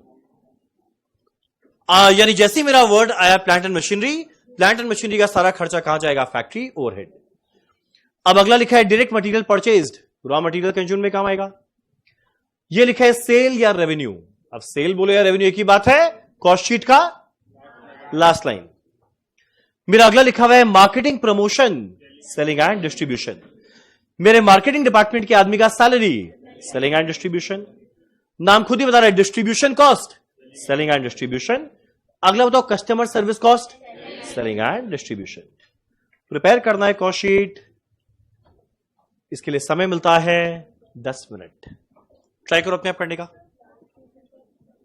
प्लांट लीजिंग कॉस्ट मतलब कोई प्लांट एंड मशीनरी है, उसको लीज मतलब हायर पे लिए, रेंट पे लिए। तो रेंट देखो पीएल में जाता, और यहां बोलता ना higher charges of specific equipment, तो डायरेक्ट एक्सपेंस हो जाता। वर्ड अगर स्पेसिफिक आता, खाली नॉर्मल हायर चार्जेस है, हायर मतलब रेंट पे लिए, किसको लिए? प्लांट एंड मशीनरी, मशीन का सारा खर्चा फैक्ट्री ओवरहेड। डन। अब एक काम करना, तुम लोग एटलीस्ट प्राइम कॉस्ट तक पहुंच रहा, हम मिलेंगे प्राइम कॉस्ट के बाद में।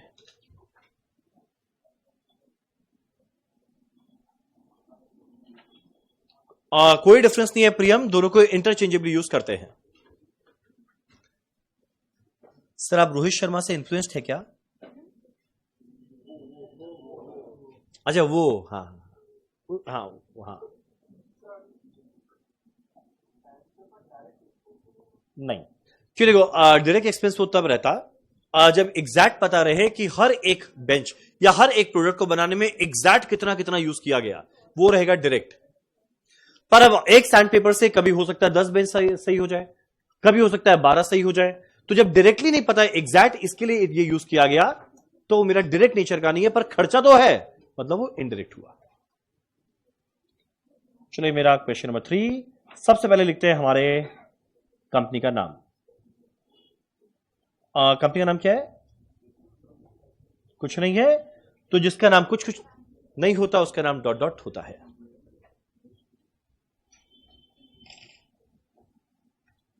चलो cost sheet of product dot dot dot dot.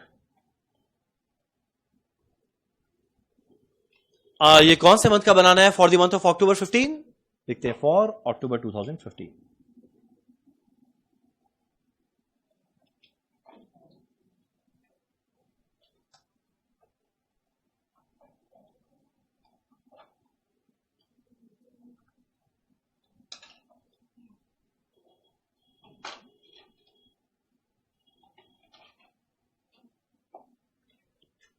ठीक, आए काम करना, सबसे पहले raw material consumed and direct wages लिख के प्राइम कॉस्ट तक पहुंचना।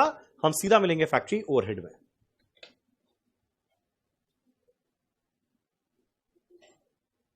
अभी तो बढ़ाए थे, नहीं बढ़ा?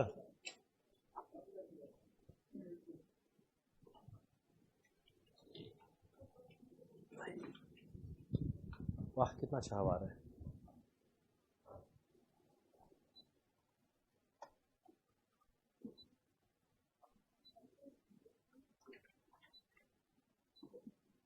ट्वेंटी 24 ठीक है, उसको बंद कर दे, बंद ही कर दे, ठंडा लग रहा है बहुत।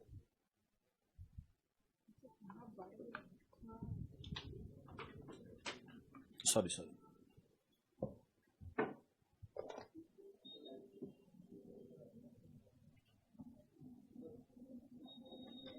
चलो फटाफट लिखते हैं पहला रॉ मटेरियल कंज्यूम्ड।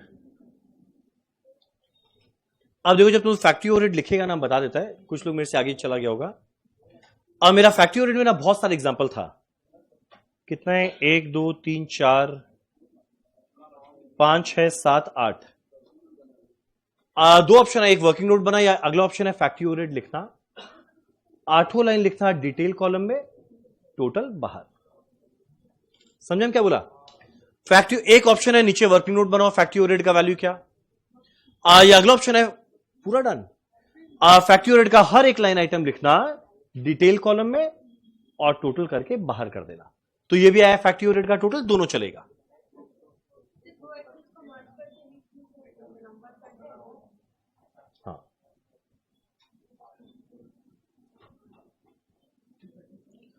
प्रियम तुम टेलीग्राम ग्रुप में देखना, ऑलरेडी मेरा फर्स्ट चैप्टर का पीडीएफ डाला हुआ है, तो आराम से उसको रेफर कर लो क्वेश्चन करने में। चलो यहां लिखते हैं रॉ मटेरियल कंज्यूम्ड। मेरा रॉ मटेरियल कंज्यूम्ड कैसे आने वाला है? ओपनिंग रॉ मटेरियल, ऐड करेंगे परचेज, लेस करेंगे क्लोजिंग रॉ मटेरियल।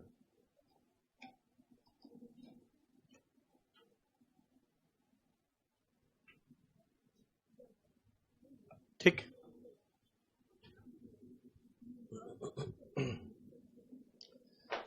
जरा देखा क्वेश्चन में ओपनिंग रॉ मटेरियल कितना है, परचेज कितना है, क्लोजिंग रॉ मटेरियल कितना है।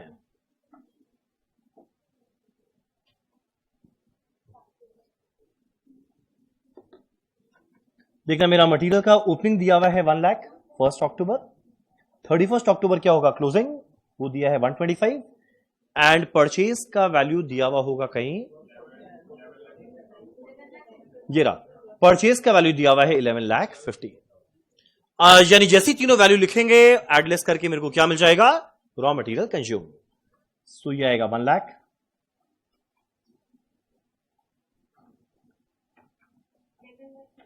11,50,000,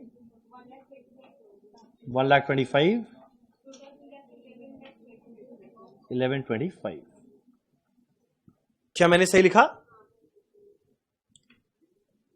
चलो यह है हमारा रॉ मटेरियल कंज्यूम्ड। अब मेरा रॉ मटेरियल कंज्यूम के बाद मेरा सेकंड लाइन कौन सा आने वाला है? Direct wages.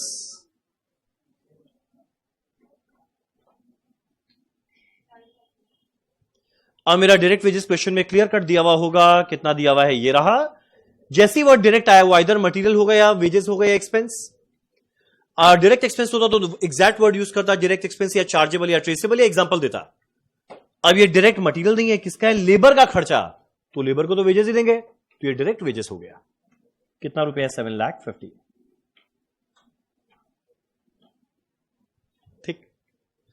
अब मेरा तीसरा लाइन आने वाला है डायरेक्ट एक्सपेंस। क्वेश्चन में डायरेक्ट एक्सपेंस के बारे में कुछ नहीं बोला, और अगर कुछ नहीं बोला लिखकर जीरो मत लिखना, चीप लगेगा। दोनों को जोड़ देना, क्या मिल जाएगा? Prime cost. चलो एक काम करें, निकाले प्राइम कॉस्ट कितना आएगा? 18,75,000। क्या मैंने सही लिखा? अब मेरा प्राइम कॉस्ट के बाद मेरा पहला ओवरहेड आने वाला है फैक्ट्री ओवरहेड। मैक्सिमम एग्जांपल इस क्वेश्चन में फैक्ट्री ओवरहेड का है। डिटेल कॉलम लिख के टोटल बाहर। चलो लिखते हैं factory overhead.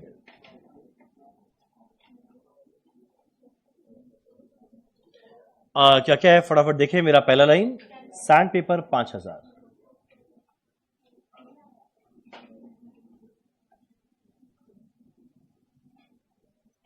Material handling cost 175,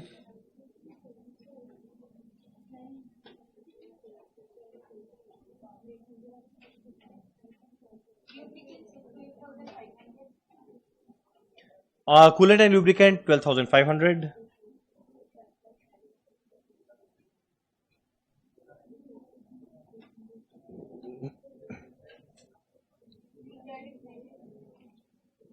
मेरा अगला है इनडायरेक्ट मैन्युफैक्चरिंग लेबर, ये रहा 1 लाख।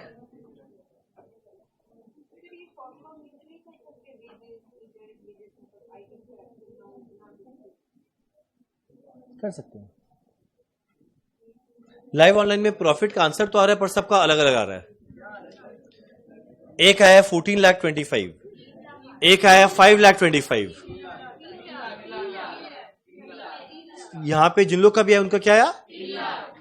अच्छा देखते ठीक।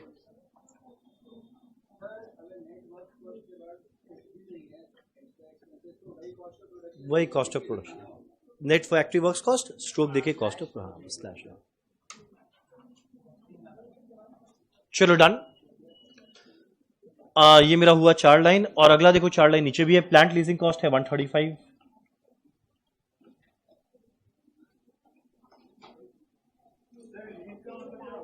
लीज का मतलब रेंट पे लेना या हायर पे लेना।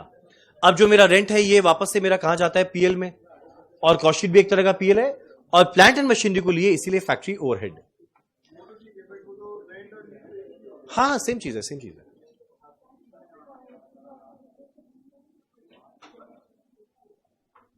मेरा नेक्स्ट है डेप्रिसिएशन ऑन प्लांट 90,000,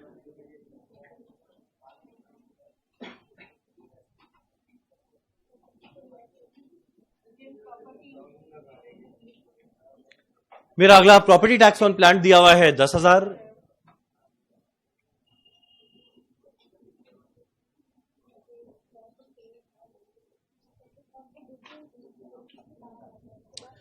मेरा इंश्योरेंस ऑन प्लांट दिया हुआ है 7,500,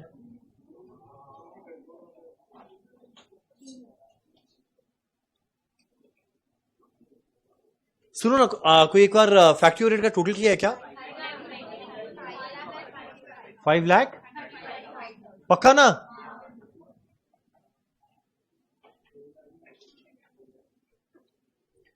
मेरा फैक्ट्री ओवरहेड का टोटल आएगा 5,35,000, करेक्ट। मेरा प्राइम कॉस्ट तक आया हुआ था, फैक्ट्री ओवरहेड को ऐड कर दिए, ऐड करते मेरे को क्या मिलने वाला है? ग्रॉस फैक्ट्री या फिर वर्क्स कॉस्ट।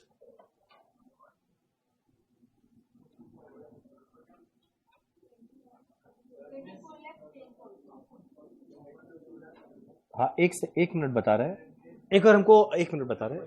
हाँ बताइए। ये आएगा 1875 प्लस 535 24,10,000, सही ना?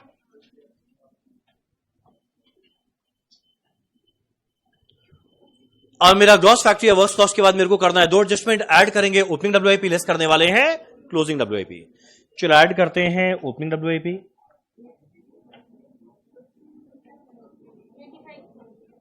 लेस करने वाले हैं closing WIP.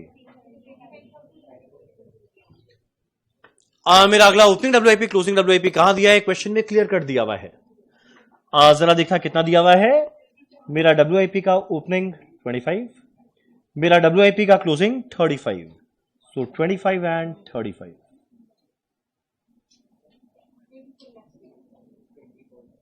Sir leasing cost का मतलब क्या? लीज का मतलब हायर या फिर रेंट पे लेना, और रेंट जैसे मेरा पीएल में जाता है, कॉस्ट शीट भी एक तरह का पीएल है, और ये मशीन का खर्चा था इसीलिए गया फैक्ट्री ओवरहेड। सुनो ना, एक बार हमको ऐड कर बताओ नेट फैक्ट्री वर्क्स कॉस्ट।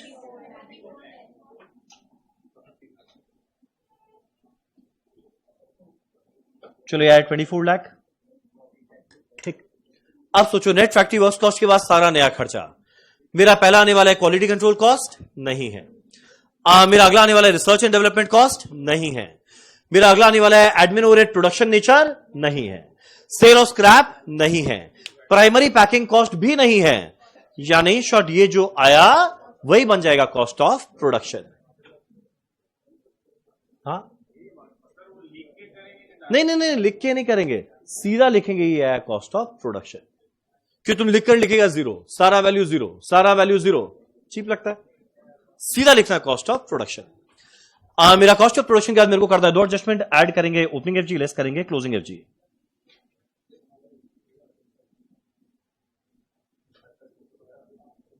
चलो ऐड करेंगे ओपनिंग एफजी, लेस करेंगे क्लोजिंग एफजी। मेरा क्वेश्चन उठता है ओपनिंग एफजी क्लोजिंग एफजी कितना है। ये रहा एफजी का ओपनिंग 250, क्लोजिंग एफजी 375।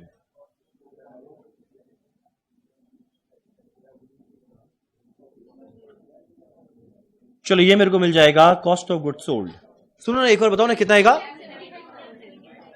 22,75,000। चलो डन। अब मेरा अगला आने वाला है सेलिंग एंड डिस्ट्रीब्यूशन ओवरहेड। अब देखो मेरा सेलिंग एंड डिस्ट्रीब्यूशन ओवरहेड कितना है। इसमें भी शायद कुछ लाइन था ना। मेरा आखिरी चार दिया हुआ है selling and distribution, detail column में लिखकर टोटल बाहर करो अपने आप। चलो मेरा पहला है मार्केटिंग प्रमोशन 150।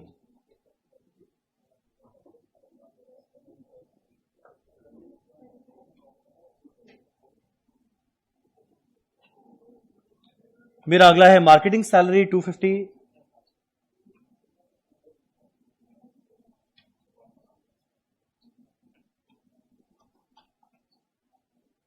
मेरा डिस्ट्रीब्यूशन कॉस्ट 175।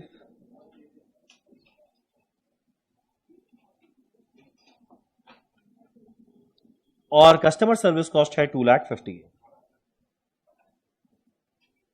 मेरा कस्टमर सर्विस कॉस्ट कितना था, 2,50,000। ये मिलाकर आएगा 825। यानी जैसे ऐड करेंगे मेरे को मिलाकर के आ जाएगा cost of sale, profit, balancing figure, sale value दिया हुआ है।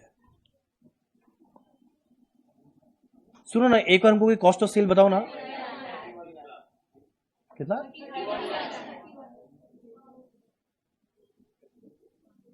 31 लाख। मेरा कॉस्ट ऑफ सेल आया 31 लाख, ऐड करना है प्रॉफिट, मिलेगा सेल। अब क्वेश्चन में आइदर प्रॉफिट देगा या सेल। ये क्वेश्चन में क्या दिया हुआ है, सेल, प्रॉफिट, बैलेंसिंग फिगर। चलो ऐड करें profit, balancing figure, sale value question में दिया हुआ है। कितना दिया हुआ है सेल वैल्यू? सेल वैल्यू दिया है 34 लाख। यानी मेरा प्रॉफिट आने वाला है 3 लाख। डन। सुनो ना, तुम लोग का ये वाला राइट हुआ मेरे करने के पहले, मेरे से पहले एक मिनट, कितने लोग का मेरे से पहले राइट था? यानी आपको आ चुका है। यानी तुम लोग मेरे को चैलेंज कर रहा है, 2 मिनट में करके दिखाया क्वेश्चन। ट्राई करना हमारा अगला क्वेश्चन अपने आप। क्वेश्चन नंबर, तुम लोग आज एक होमवर्क रहेगा, ठीक है? क्यों नहीं पूछा नहीं, बता रहे हैं। हाँ तभी तो होमवर्क दे रहे हैं। ट्राई करना। एक बड़ा सिंपल सा क्वेश्चन दिखने में लग रहा है। Question number 8। लाइव ऑनलाइन में जूही जी ने कहा यस चैलेंज।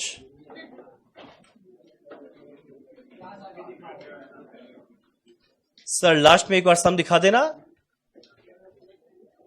ये जो किया इस क्वेश्चन का फोटो क्लिक करके टेलीग्राम में डाल देंगे। जो बड़ा बड़ा क्वेश्चन उसमें डालता जाएगा। ठीक।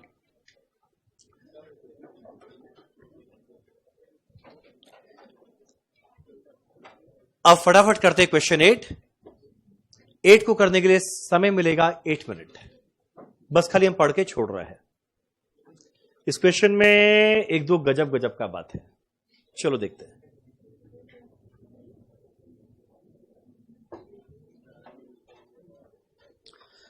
The following data relate to manufacturing of a standard product during the month of April 20x8. पहला लाइन लिखा है रॉ मटेरियल 1,80,000, मेरा डायरेक्ट वेजेस दिया हुआ है 90,000। अब हम चाहेगा कोई अगला दो लाइन पढ़ के बताओ कि ये कहां जाएगा। क्वेश्चन में लिखा है मशीन आर वर्क 10,000, यानी during the month of April मेरा मशीन 10,000 घंटा चला। मेरा मशीन का आर दिया हुआ है, मेरा मशीन कुल मिलाकर कितना आर चला है 10,000 आर। और कोई बताएगा मशीन रिलेटेड सारा खर्चा कहां जाएगा, फैक्ट्री ओवरहेड। मशीन चला है 10,000 आर, और तुरंत नेक्स्ट टाइम में देखो क्या लिखा हुआ है, मशीन आर रेट पर आर। रेट पर आर दिया हुआ है 8। रेट पर आर, हर घंटा मशीन चलने पे खर्चा लगता है 8। हर घंटा मशीन चलने पे खर्चा लगता है 8, पर भाई मशीन तो चला है 10,000, यानी कुल मिला के खर्चा क्या लगेगा 10,000 टू 8 कितना आएगा 80,000। और ये मेरा कहां जाने वाला है, फैक्ट्री ओवरहेड। बोलो क्लियर है यहां तक? अरे बोलो ना, पक्का। अगला लाइन, अब यहां वर्ड यूज किया है खाली एडमिनिस्ट्रेशन ओवरहेड। अब तुम लोग मेरे को बताओ, खाली वर्ड यूज किया है एडमिनिस्ट्रेशन ओवरहेड। अब ये आइदर होगा प्रोडक्शन नेचर या रहेगा मार्केटिंग या जनरल नेचर। मार्केटिंग जनरल संग में यूज करते हैं। तुम लोग बताओ इसको कहां ले जाना चाहिए, क्यों प्रोडक्शन? हम क्या बोला, अगर बाई चांस प्रोडक्शन रहेगा वो क्लियर कट बताएगा। एडमिन ओवरहेड ऑफ प्रोडक्शन अगर रहा वो बताएगा एडमिन ओवरहेड प्रोडक्शन नेचर है। बताओ यहां पे प्रोडक्शन वर्ड यूज किया है नहीं, क्या मार्केटिंग वर्ड यूज किया है नहीं, यानी इसका नेचर क्या है जनरल। और अगर ये जनरल नेचर का बच गया, ये कहां चला जाएगा नीचे। तो और बाई चांस क्या हम कब बोले बात, अरे वो क्वेश्चन नंबर 2 में अज्यूम करने नहीं बोले, वो क्वेश्चन में था प्रिंट नहीं हुआ था। हम ये नहीं बोले अज्यूम करना, वो प्रिंट नहीं हुआ था, वो करवाया था।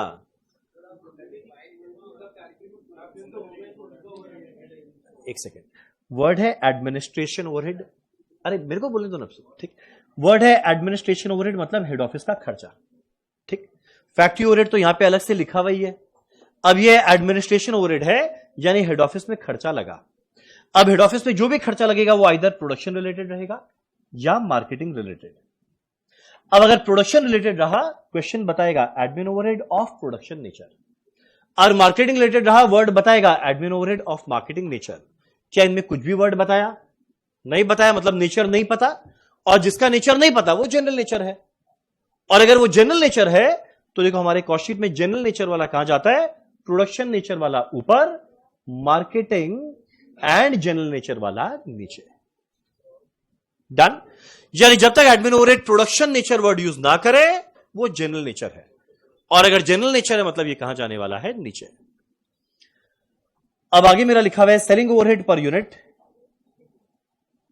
कितना यूनिट प्रोड्यूस किए 4,000, कितना यूनिट बेचे 3,600, सेलिंग प्राइस पर यूनिट दिया है 125।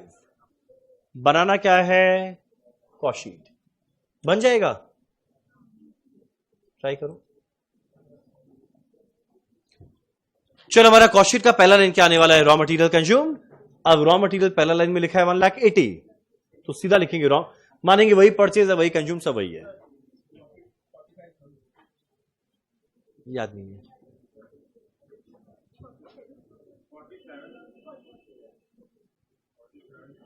इतना जल्दी कैसे खो गया भाई, लाइव ऑनलाइन में भी आंसर आ गया इतना जल्दी।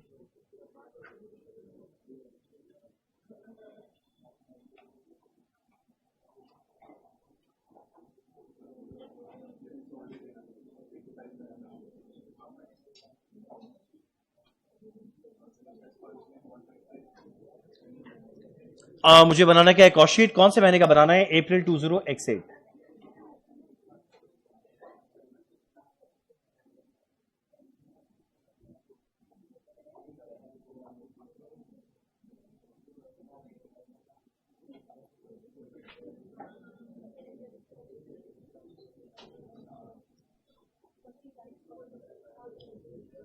यानी सिंपल तरीका से अगर एडमिन खाली वर्ड एडमिन ओवरहेड रहे वो हमेशा जनरल नेचर का है, और जनरल नेचर मतलब वो नीचे जाएगा। प्रोडक्शन नेचर का हार्डली एग्जाम में मिलेगा, जनरली मिलेगा ही नहीं। तो अगर एडमिन ओवरहेड प्रोडक्शन नेचर का रहा वो वर्ड यूज करेगा प्रोडक्शन नेचर, तब लेके जाना ऊपर।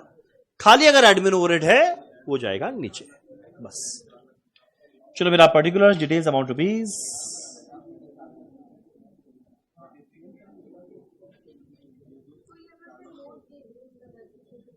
हाँ कटेगा कटेगा तो बोल रहे हैं। चलो मेरा पहला लिखते हैं रॉ मटेरियल कंज्यूम्ड।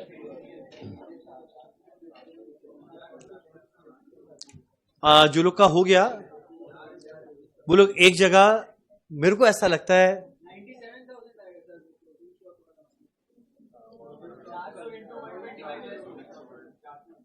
चलो रॉ मटेरियल कंज्यूम्ड, मेरा पहला लाइन में लिखा हुआ है रॉ मटेरियल, ये तो बताया नहीं परचेज है या कंज्यूम, और ना ओपनिंग क्लोजिंग स्टॉक है, तो मानेंगे यही परचेज यही कंज्यूम, जो है वो यही है। कितना है 1,80,000।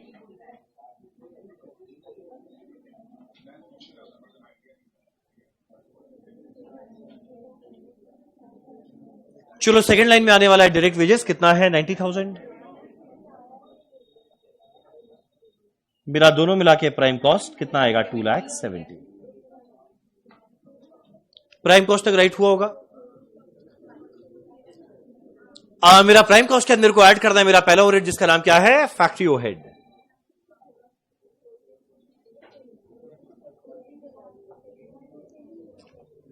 मेरा मशीन वर्क दिया है 10,000 और हर घंटा मशीन चलने पे रेट लगता है 8 रुपया करके, तो 10,000 आवर में क्या लगेगा 10,000 to 8 कितना आएगा 80,000।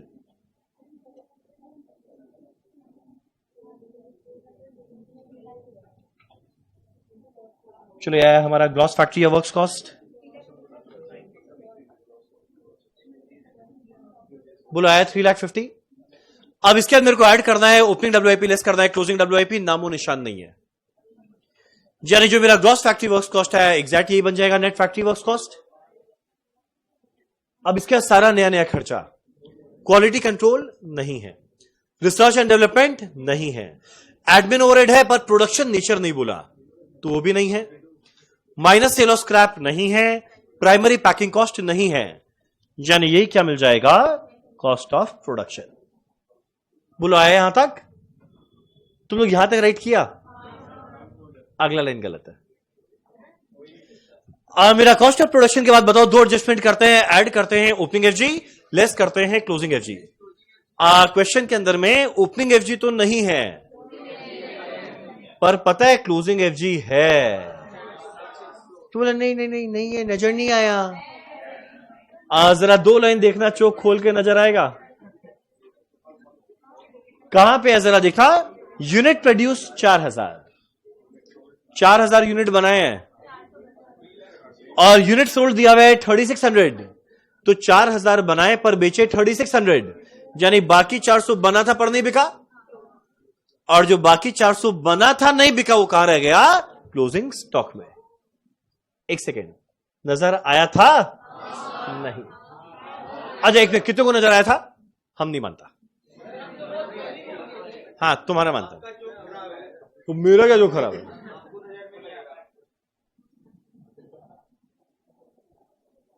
चलो क्रिश बता देगा, पहले इस क्वेश्चन को कर लो, बता देगा। देखो तो ध्यान देना 4,000 यूनिट बनाए जिसमें बेचे 3,600, यानी बाकी 400 यूनिट बना पर नहीं बिका, और भाई जो बन जाए और ना बिके वो मेरा कहां रह गया क्लोजिंग स्टॉक में, तो मुझे माइनस करना पड़ेगा क्लोजिंग एफजी।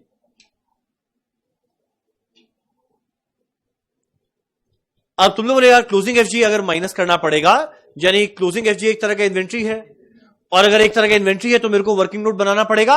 पता है इस क्वेश्चन में जरूरत नहीं है, पता है क्यों? यहां पे ओपनिंग स्टॉक ही नहीं है, और बाई चांस ओपनिंग स्टॉक रहता तो मेरे को डिसाइड करना पड़ता ओपनिंग और प्रोडक्शन में पहले कौन सा बेचे बाद में कौन सा बेचे, या सिंपल एवरेज या वेटेड एवरेज। यहां तो एक ही तरह का है स्टॉक है। मेरा ये झमेला कब आता और क्वेश्चन में ओपनिंग स्टॉक भी रहता, और बाई चांस हमारे क्वेश्चन में ओपनिंग भी रहता, करंट ईयर का प्रोडक्शन भी रहता, तब देखो दो तरह का स्टॉक, और अगर दो तरह का स्टॉक होता तभी तो लगाते फीफो कि पहले क्या बेचे, या लीफो बाद में क्या बेचे, या सिंपल एवरेज दो का रेट, या वेटेड एवरेज। यहां तो ओपनिंग स्टॉक एग्जिस्ट ही नहीं करता, और अगर ओपनिंग स्टॉक एग्जिस्ट ही नहीं करता तब तो भाई यहां पे क्लोजिंग एफजी निकालना बड़ा आसान है। पता है कैसे मिलेगा?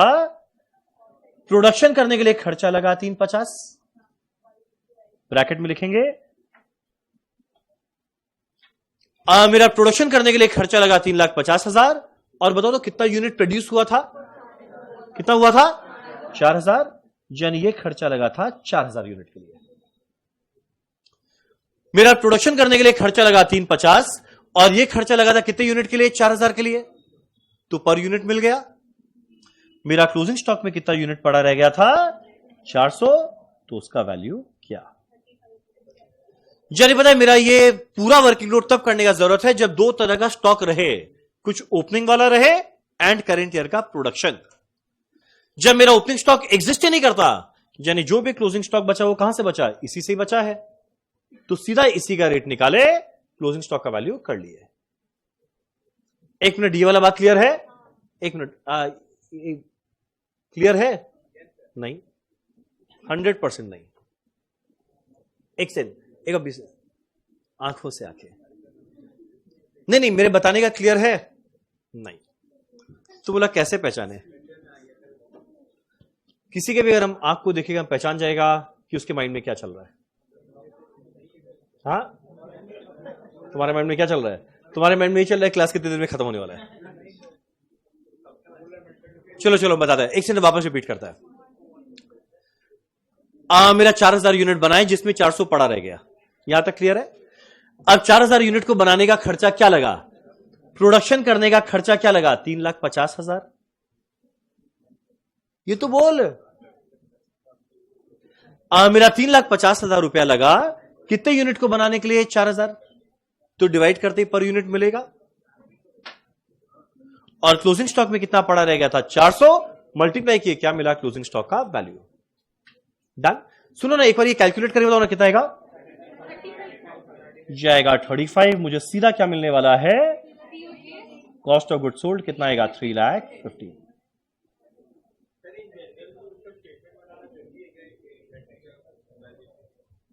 नहीं, इसमें क्या जरूरत है?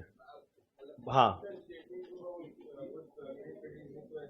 उतना जरूरत नहीं, ठीक। यह है मेरा सीओजीएस।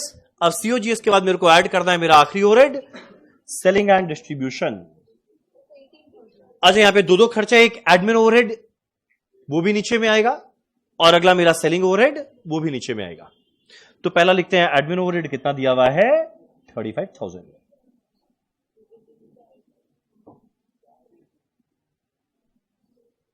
सिंस इसका नेचर नहीं बताया, मतलब इसको जनरल नेचर का मान लिए। और मेरा अगला आने वाला है सेलिंग ओवरहेड। मेरा सेलिंग ओवरहेड कितना दिया हुआ है? 5 रुपया पर यूनिट। अभी एक और मजा आएगा। मेरा सेलिंग ओवरहेड दिया हुआ है 5 रुपया पर यूनिट। मेरा सेलिंग ओवरहेड दिया हुआ है 5 रुपया पर यूनिट। जरा बताओ कितने यूनिट से मल्टीप्लाई करेंगे? 4,000 से मल्टीप्लाई कर देते? जरा बताओ 4,000 से या 3,600 से? ध्यान देना, ये सेलिंग ओवरहेड है, और अगर ये सेलिंग ओवरहेड है कितने यूनिट पे डिपेंड करेगा? जितना यूनिट सेल करते हैं, और सेल कितना किए हैं? 3,600। गलत हुआ था? हम मानते हुआ था। चलो 3,600 इंटू 5 कितना आने वाला है? 18,000। सुनो ना, एक और ऐड करके बताओ कितना आया? यह कॉस्ट ऑफ सेल 3 लाख। चलो ऐड करेंगे profit balancing figure, sale value दिया हुआ है।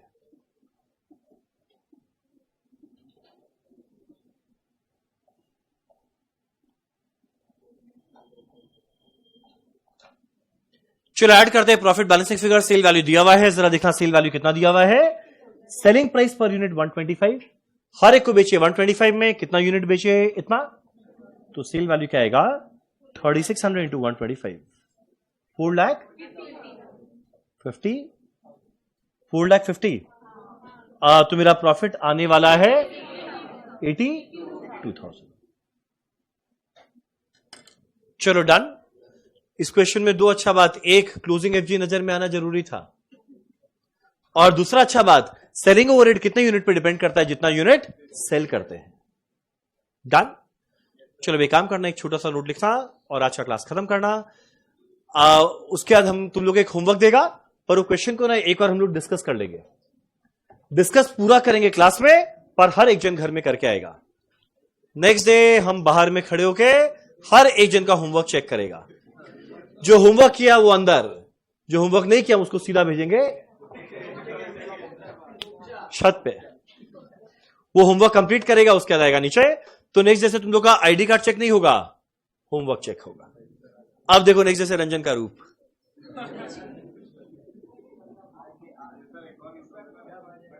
चलो एक काम करना, हमारे पास एक छोटा सा एक आखिरी बात लिखना, items to be excluded from cost sheet.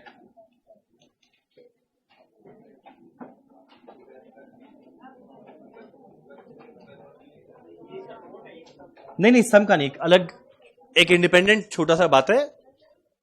ये हमारे कॉस्ट शीट का आखिरी टॉपिक है जो मुझे समझाना है। मेरा items to be excluded from cost sheet. अब हम 5 ऐसा आइटम का नाम बोलेगा जो अगर बाई चांस क्वेश्चन पेपर में आए ना, उसको काट देना।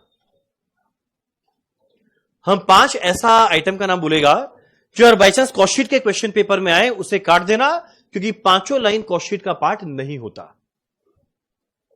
जिसे कोई लाइन फैक्ट्री ओवरहेड में जाता है, कोई चीज ऑफिस ओवरहेड में जाता है, कोई परचेज में जाता है, कोई सेलिंग ओवरहेड में जाता है।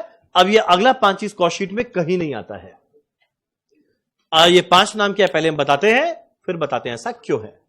चलो पहला लिखना point number 1, all abnormal losses.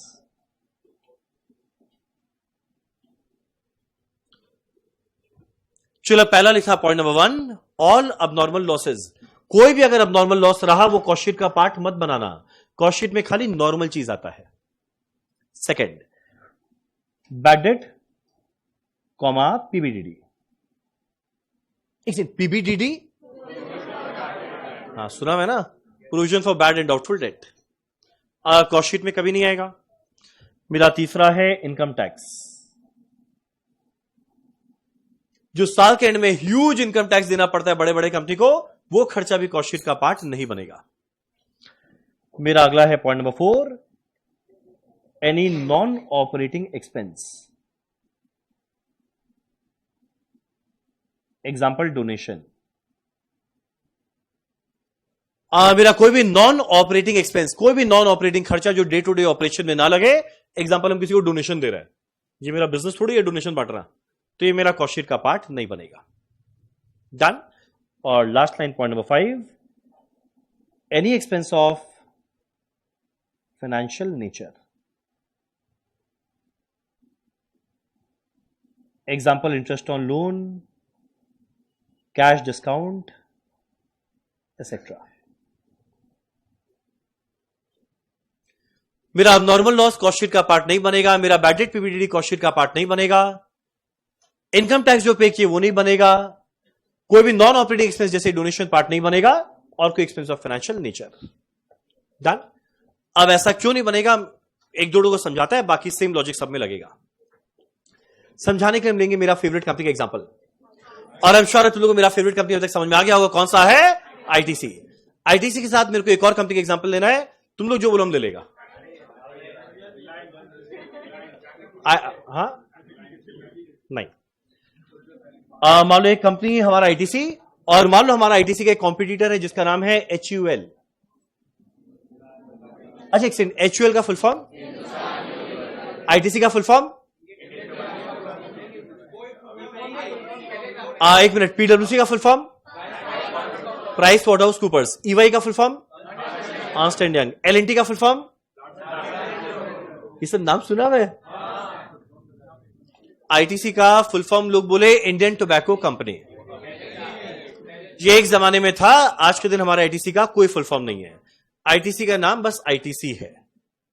पहले था इंपीरियल टोबैको कंपनी, फिर बना इंडियन टोबैको कंपनी, फिर बना I.T.C. बाद में डॉट हटा के अभी आईटीसी। ठीक, सुनो।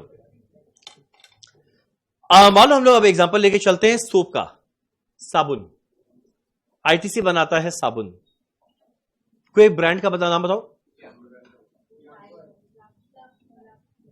लक्स आईटीसी का है, ये कब होगी? चलो मान लो मेरा आईटीसी का काम है साबुन बनाने का। मान लो साल भर में इसने बनाया 1000 सोप। मान लो इसने साल भर में बनाया 1000 सोप, और मान लो 1000 सोप को बनाने के लिए खर्चा क्या लगा? Material, wages, factory overhead, admin overhead मिला के कॉस्ट लगा है 1 लाख। और मान लो मेरा एचयूएल भी बनाया 1000 सोप और इसका खर्चा लगा 97,000। ठीक।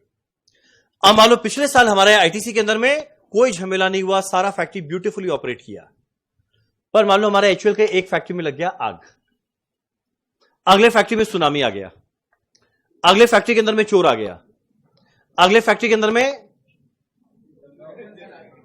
कुछ और एग्जांपल तो नहीं, सब उल्टा सीधा सीधा बॉम्ब ब्लास्ट ही करवाया है। बॉम्ब ब्लास्ट, कुछ और एग्जांपल दो।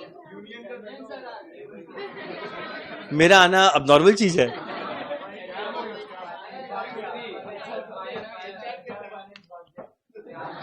एचआर फाइनेंस के साथ भाग गया, ये तो नॉर्मल बात है मेरे ख्याल से। देखो ठीक, अब देखो मान लो हमारा पिछले साल आईटीसी के अंदर में कोई झमेला नहीं हुआ, मेरा आईटीसी सब कुछ अच्छा से चला, पर वही मान लो जो एचयूएल है, आग लगा, अर्थक्वेक आ गया, सुनामी आ गया, चोर आ गया। और तुम लोग बताओ, आग लगना, अर्थक्वेक आना, सुनामी आना, चोर का आना, ये नॉर्मल बात है या अब नॉर्मल?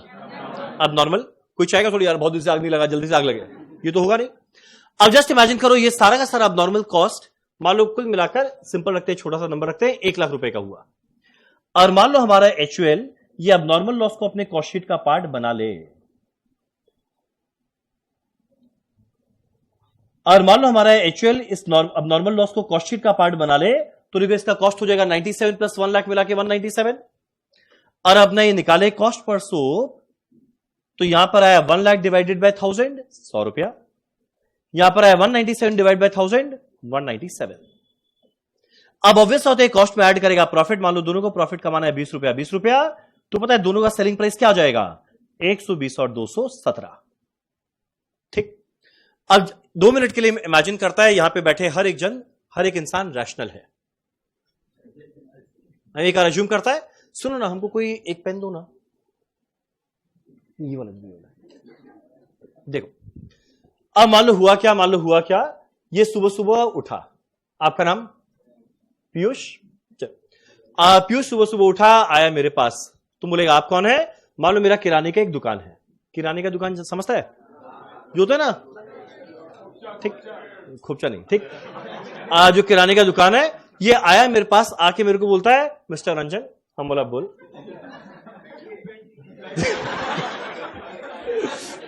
नहीं बैठे, हम बैठे हुए हैं, ठीक। आके मेरे को बोलता है कि सुनिए ना, मेरे को नहाना, मेरे को एक चाहिए साबुन। ठीक, इसमें हंसने का क्या है? ये मेरे को बोलता है मेरे को चाहिए साबुन। हम बोला जरूर मिलेगा। अब ये मेरे से पूछा है बताइए कितने का है? हम बोला देखो सुंदर सा आईटीसी का साबुन। अब तुम ये सुंदर सा आईटीसी का साबुन लोगे, ये मिलने वाला है 120 में, ठीक। अब पीछे में ना एचयूएल का साबुन हमने छुपा के रखा है। अब ये मेरे को बोला ये पीछे वाला किसका है? हम बोला एचयूएल। बोला ये कितने का? बोले 217 रुपए का है। तो जस्ट इमेजिन करो, हम 2 तरह का साबुन इसके सामने प्रेजेंट किया, 120 रुपए का आईटीसी का साबुन और अगला 217 रुपए का एचयूएल का साबुन। देखो देखो ऐसे, ये देखो देखो, ये कोइंसिडेंस था कि ये ऐसे व्हाइट और ब्लैक हुआ। नहीं नहीं, ऐसा नहीं, ऐसा नहीं, नहीं नहीं, तुम लोग ये सोचा था क्या? नहीं नहीं, ये कोइंसिडेंस था, कोइंसिडेंस था, ऐसा ऐसा मत सोचो, ठीक। अब ये ब्यूटीफुल आईटीसी का साबुन 120 में और ये एचयूएल का साबुन 217 में। अब 2 मिनट के लिए इमेजिन करो, यहां पर बैठा हर एक इंसान रैशनल है। तुम लोग बताओ, तुम लोग कौन सा साबुन लेना? भाई मेरा पूरा टॉपिक पलट जाएगा। तुम लोग बताओ, तुम लोग कौन सा साबुन लेना चाहेगा? आईटीसी या एचयूएल? एक सही वाला आंसर दो ना, पूरा पूरा टॉपिक मेरा बदल जाएगा। आईटीसी या एचयूएल? अरे ठीक है, जो इरैशनल लोग हैं वो लोग चुप रहो, रैशनल लोग बताओ। अरे आईटीसी या एचयूएल? हम अभी चला जाएगा घर, बता रहे। लाइव ऑनलाइन तुम लोग मेरा सहारा है, बोल ITCI HUL। सर आपके ऑफलाइन वाले पगला गए हैं। यस, ये बात सही बोला। ऑब्वियस आता है तुम लोग क्या लेना चाहेगा, ITC का साबुन। अब कुछ लोग का पता है माइंडसेट, नहीं नहीं जो महंगा है वो अच्छा है। कुछ लोग का माइंडसेट होता है, स्पेशली लेडीज लोग का, बुरा मत मानना, होता है। देखो बेचारा लाइव ऑनलाइन सबको बोला ITC ITC ITC ITC ITC ITC। ठीक। अब कुछ लोग का माइंडसेट होता है नहीं नहीं जो महंगा वो अच्छा। तुम लोग बताओ ये जो HUL का साबुन महंगा हुआ है ये क्या क्वालिटी की वजह से हुआ है या किसकी वजह से हुआ है? अब नॉर्मल लॉस को ऐड करने की वजह से। यानी जस्ट इमेजिन करो जैसे इस अबनॉर्मल लॉस को हटाते कॉस्ट खाली 97,000 था, मेरा कॉस्ट पर यूनिट खाली 97 था, 50 रुपए ऐड करके खाली 117 ही था। पर पता है वो अबनॉर्मल लॉस को अगर ऐड कर दिया तो इसका सेलिंग प्राइस इतना बढ़ गया कि भाई वो बिकने लायक ही नहीं बचा। यानी यही कारण है अगर अबनॉर्मल लॉस को कॉस्ट शीट का कोई हम पार्ट बना ले तो खाली उसके अकेले का अबनॉर्मल लॉस है, यानी खाली उसके अकेले का खर्चा बढ़ेगा, यानी उसके खाली अकेले का सेलिंग प्राइस बढ़ेगा और वो इतना बढ़ जाएगा कि बाजार में कोई खरीदेगा ही नहीं। और भाई अगर बाजार में खरीदेगा ही नहीं तो ऐसा कॉस्ट को कॉस्ट शीट का पार्ट बना के फायदा क्या? तो यही कारण है हमारा हर एक कंपनी खाली वैसे ही कॉस्ट को कॉस्ट शीट का पार्ट बनाता है जिसके अंदर में जो मेरा क्या रहता है, नॉर्मल नेचर का खर्चा। यानी अब नॉर्मल कॉस्ट तो खाली HUL का था, अगर खाली वो बनाएगा उसका कॉस्ट बढ़ेगा, खाली उसका सेलिंग प्राइस बढ़ेगा, पर ITC का तो नहीं बढ़ा, तो मार्केट में कॉम्पिटिटिव रहेगा नहीं। तो यही रीजन है कभी भी कोई अबनॉर्मल लॉस को कॉस्ट शीट का पार्ट नहीं बनाते। अरे बोलो ना, एक सेकंड, रीजन जानने में इंटरेस्ट रहता है क्या? तब तो बैठ के बताइए इनके तो क्या, बताइए ठीक, आराम से बैठा बताइए, आप बोलिए जो करना करिए। ठीक, तो देखो मेरा पहला कारण ऑल अबनॉर्मल लॉस। अब मेरा बैड डेट या PBDD, पता है बैड डेट होना भी कोई नॉर्मल चीज नहीं होता। बैड डेट कब होगा? जब कोई कस्टमर को गुड्स बेचे क्रेडिट में और वो पैसा ना दे। जीवन में कोई कंपनी नहीं चाहेगा हाँ गुड्स ले जा, बस ले जा, बस तुम ले जा, पैसा मत देने आना। तो जिसका थोड़ा ढंग का स्ट्रिक्ट पॉलिसी है वो लोग में बैड डेट कम होगा या नहीं होगा, और जो लोग थोड़ा ढीला ढाला है, ढंग से फॉलोअप नहीं करता, उनका बैड डेट ज्यादा रहेगा।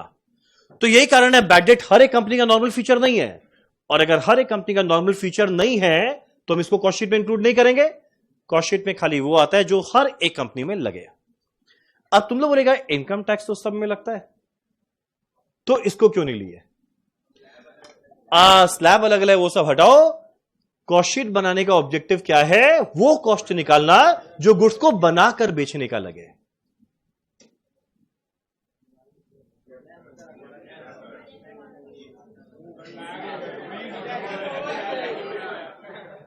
तुम लोग जब तक नहीं बोलेगा वैसे रहेगा, हम वापस रिपीट करेगा।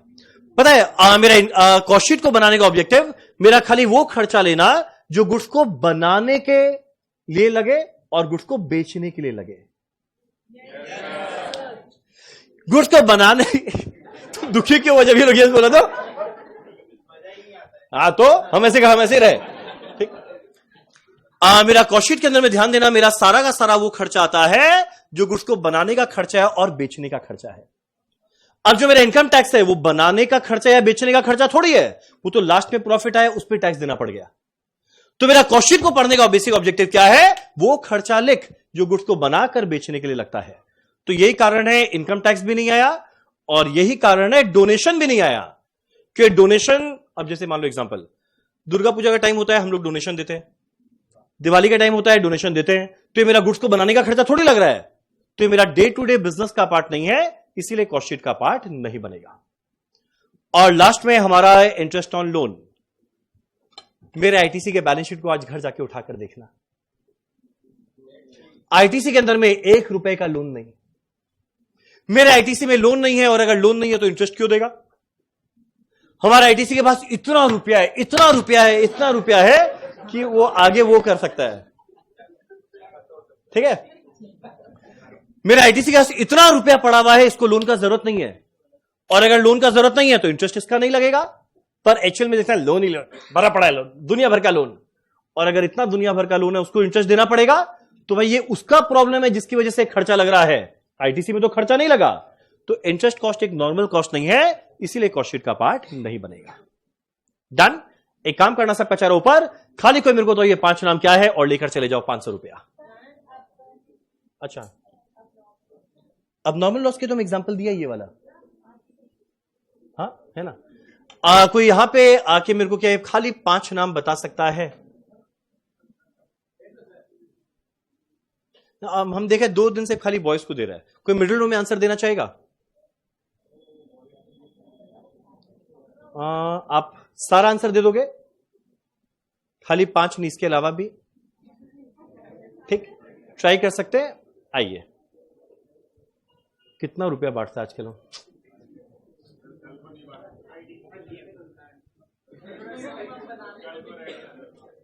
एक काम करो, बस खाली बताओ ये 5 नाम क्या है जो कॉस्ट का पार्ट नहीं बनेगा? बैड डेट, एबनॉर्मल लॉस,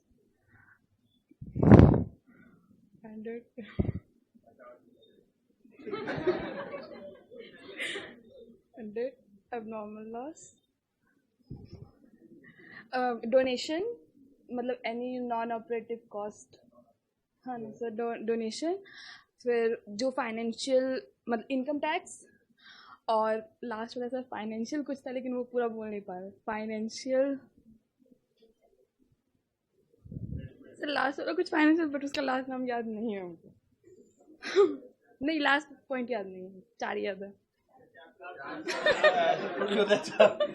चलो ठीक है, एक काम करते हैं, चलो वैसे लास्ट वाला लिंक क्या है? Any expense of financial nature, example interest loan या कैश डिस्काउंट। तुम बस 3-4 बताना कि वो कौन से ओवरहेड में जाएगा, ठीक? आप बताना। Carriage outward, selling and distribution, material handling cost, factory overhead, audit fees, office overhead, legal charges, office overhead, selling and distribution overhead के अंदर में। अच्छा, सॉरी, अगला जरा बताना। मेरा मटेरियल हैंडलिंग कॉस्ट तो बता दी। हाँ। चलो, depreciation on plant and machinery, factory overhead, office appliance का, ऑफिस ओवरहेड, डिलीवरी व्हीकल का, selling and distribution overhead. Very good. लाइए मेरा वॉलेट दीजिए। क्या भाग जा दो। कितना डिजर्व करती है? 1000 तो बिल्कुल नहीं 500। चलो डन। Thank you sir. आपका नाम क्या है? सानिया। सानिया। यहां पे किसी को पता था ना भाई तुम क्या क्या करता है? गजब लड़का है। एक क्वेश्चन रहेगा तुम लोग का होमवर्क। हाँ बोलो। एक सेकंड बस हम होमवर्क बताए, तुम तो भूल जाएगा। एक क्वेश्चन रहेगा तुम लोग का होमवर्क। वो होमवर्क कौन सा रहेगा जरा एक बार आना, और हम चाहेगा ना हर एक जन करके आए, हम बस खाली 5 मिनट में उसको पढ़ के डिस्कस कर लेता है। एक काम करना, एक बार आना पेज नंबर 2.7, क्वेश्चन नंबर 4 रहेगा आपका homework. Page number 2.7 question number 4 रहेगा होमवर्क। अब एक बार जरा देखो इस क्वेश्चन को, कहां से स्टार्ट हुआ, कहां तक चल रहा है, चले जा रहे।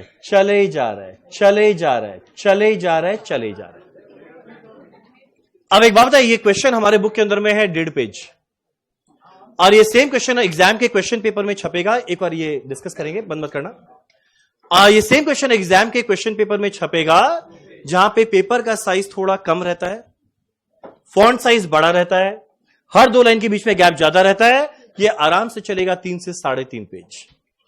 इमेजिन करो क्वेश्चन पेपर आया, पहला पेज कॉस्ट शीट, पलट के देखे कॉस्ट शीट, तीसरा पेज कॉस्ट शीट, अगले पेज आधा कॉस्ट शीट। माइंड में क्या हो, प्रचुर बोला, छेड़ दे छाड़ देना। मेरा बंगाली ठीक है ना? मेरा बंगाली उतना ग्रेट नहीं, हम थोड़ा इंप्रूव करने का ट्राई कर रहे हैं।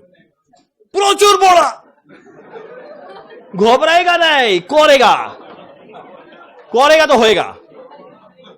क्वेश्चन उठता है, करेंगे कैसे? बड़ा सिंपल है, हर एक लाइन आइटम को पढ़ना, जो कौन सा ओवरहेड में जाएगा पहले मार्क करना, और बाद में सारा का सारा कर लेना। एक काम करें, बस खाली हम लोग आइडेंटिफाई कर ले। करेंगे नहीं, एक से नहीं, अरे हम तुम्ही लोग से पूछेगा, ठीक? चलो एक काम करना, बस फटाफट आइडेंटिफाई करना। मेरा सबसे पहले देखो लिखा हुआ है, the following figures are available from trial balance of X limited on 30 सितंबर 2015। पहला 3 लाइन। मेरा इन्वेंट्री दिया हुआ है एफजी, मेरा रॉ मटेरियल, मेरा डब्ल्यूआईपी। अब मेरा इन्वेंट्री दिया है, ये नहीं बताया ओपनिंग स्टॉक है या क्लोजिंग स्टॉक। घबराना मत, 2 तरह का स्टॉक होता है, एक ओपनिंग एक क्लोजिंग, यहां पे एक स्टॉक दिया है, तो अगला स्टॉक कहीं ना कहीं तो दिया होगा। कहां दिया है, जरा पेज पलट के देखना। एडिशनल इंफॉर्मेशन में क्लोजिंग स्टॉक, और ऑब्वियस बात अगर ये क्लोजिंग स्टॉक दिया हुआ है तो मेरा पहला तीनों क्या रहेगा, ओपनिंग स्टॉक। तो ये मेरा तीनों आ गया ओपनिंग। सिंपल है यहां तक। अब मेरा अगला 3 लाइन को पढ़ के बताना ये तीनों लाइन आइटम कहां जाएगा। मेरा office appliance, plant and machinery and building. तुम लोग तो ये तीनों आइटम पीएल में आएगा या बैलेंस शीट में आएगा, और अगर ये बैलेंस शीट में आएगा पीएल में इसका क्या आएगा, डेप्रिसिएशन। अब डेप्रिसिएशन रेट पक्का कहीं दिया होगा। जरा एक बार पेज पलट के देखना कहां दिया हुआ है, कहां दिया हुआ है डेप्रिसिएशन। देखो ये रहा, depreciation to be provided on office appliance 5%, plant and machinery का 10 और बिल्डिंग का 4, 5, 10, 4। तो कॉस्ट शीट के अंदर में पूरा वैल्यू मत लेना, क्या लेने वाले हैं, डेप्रिसिएशन। तुम लोगों को कैलकुलेट करना आता है, ठीक।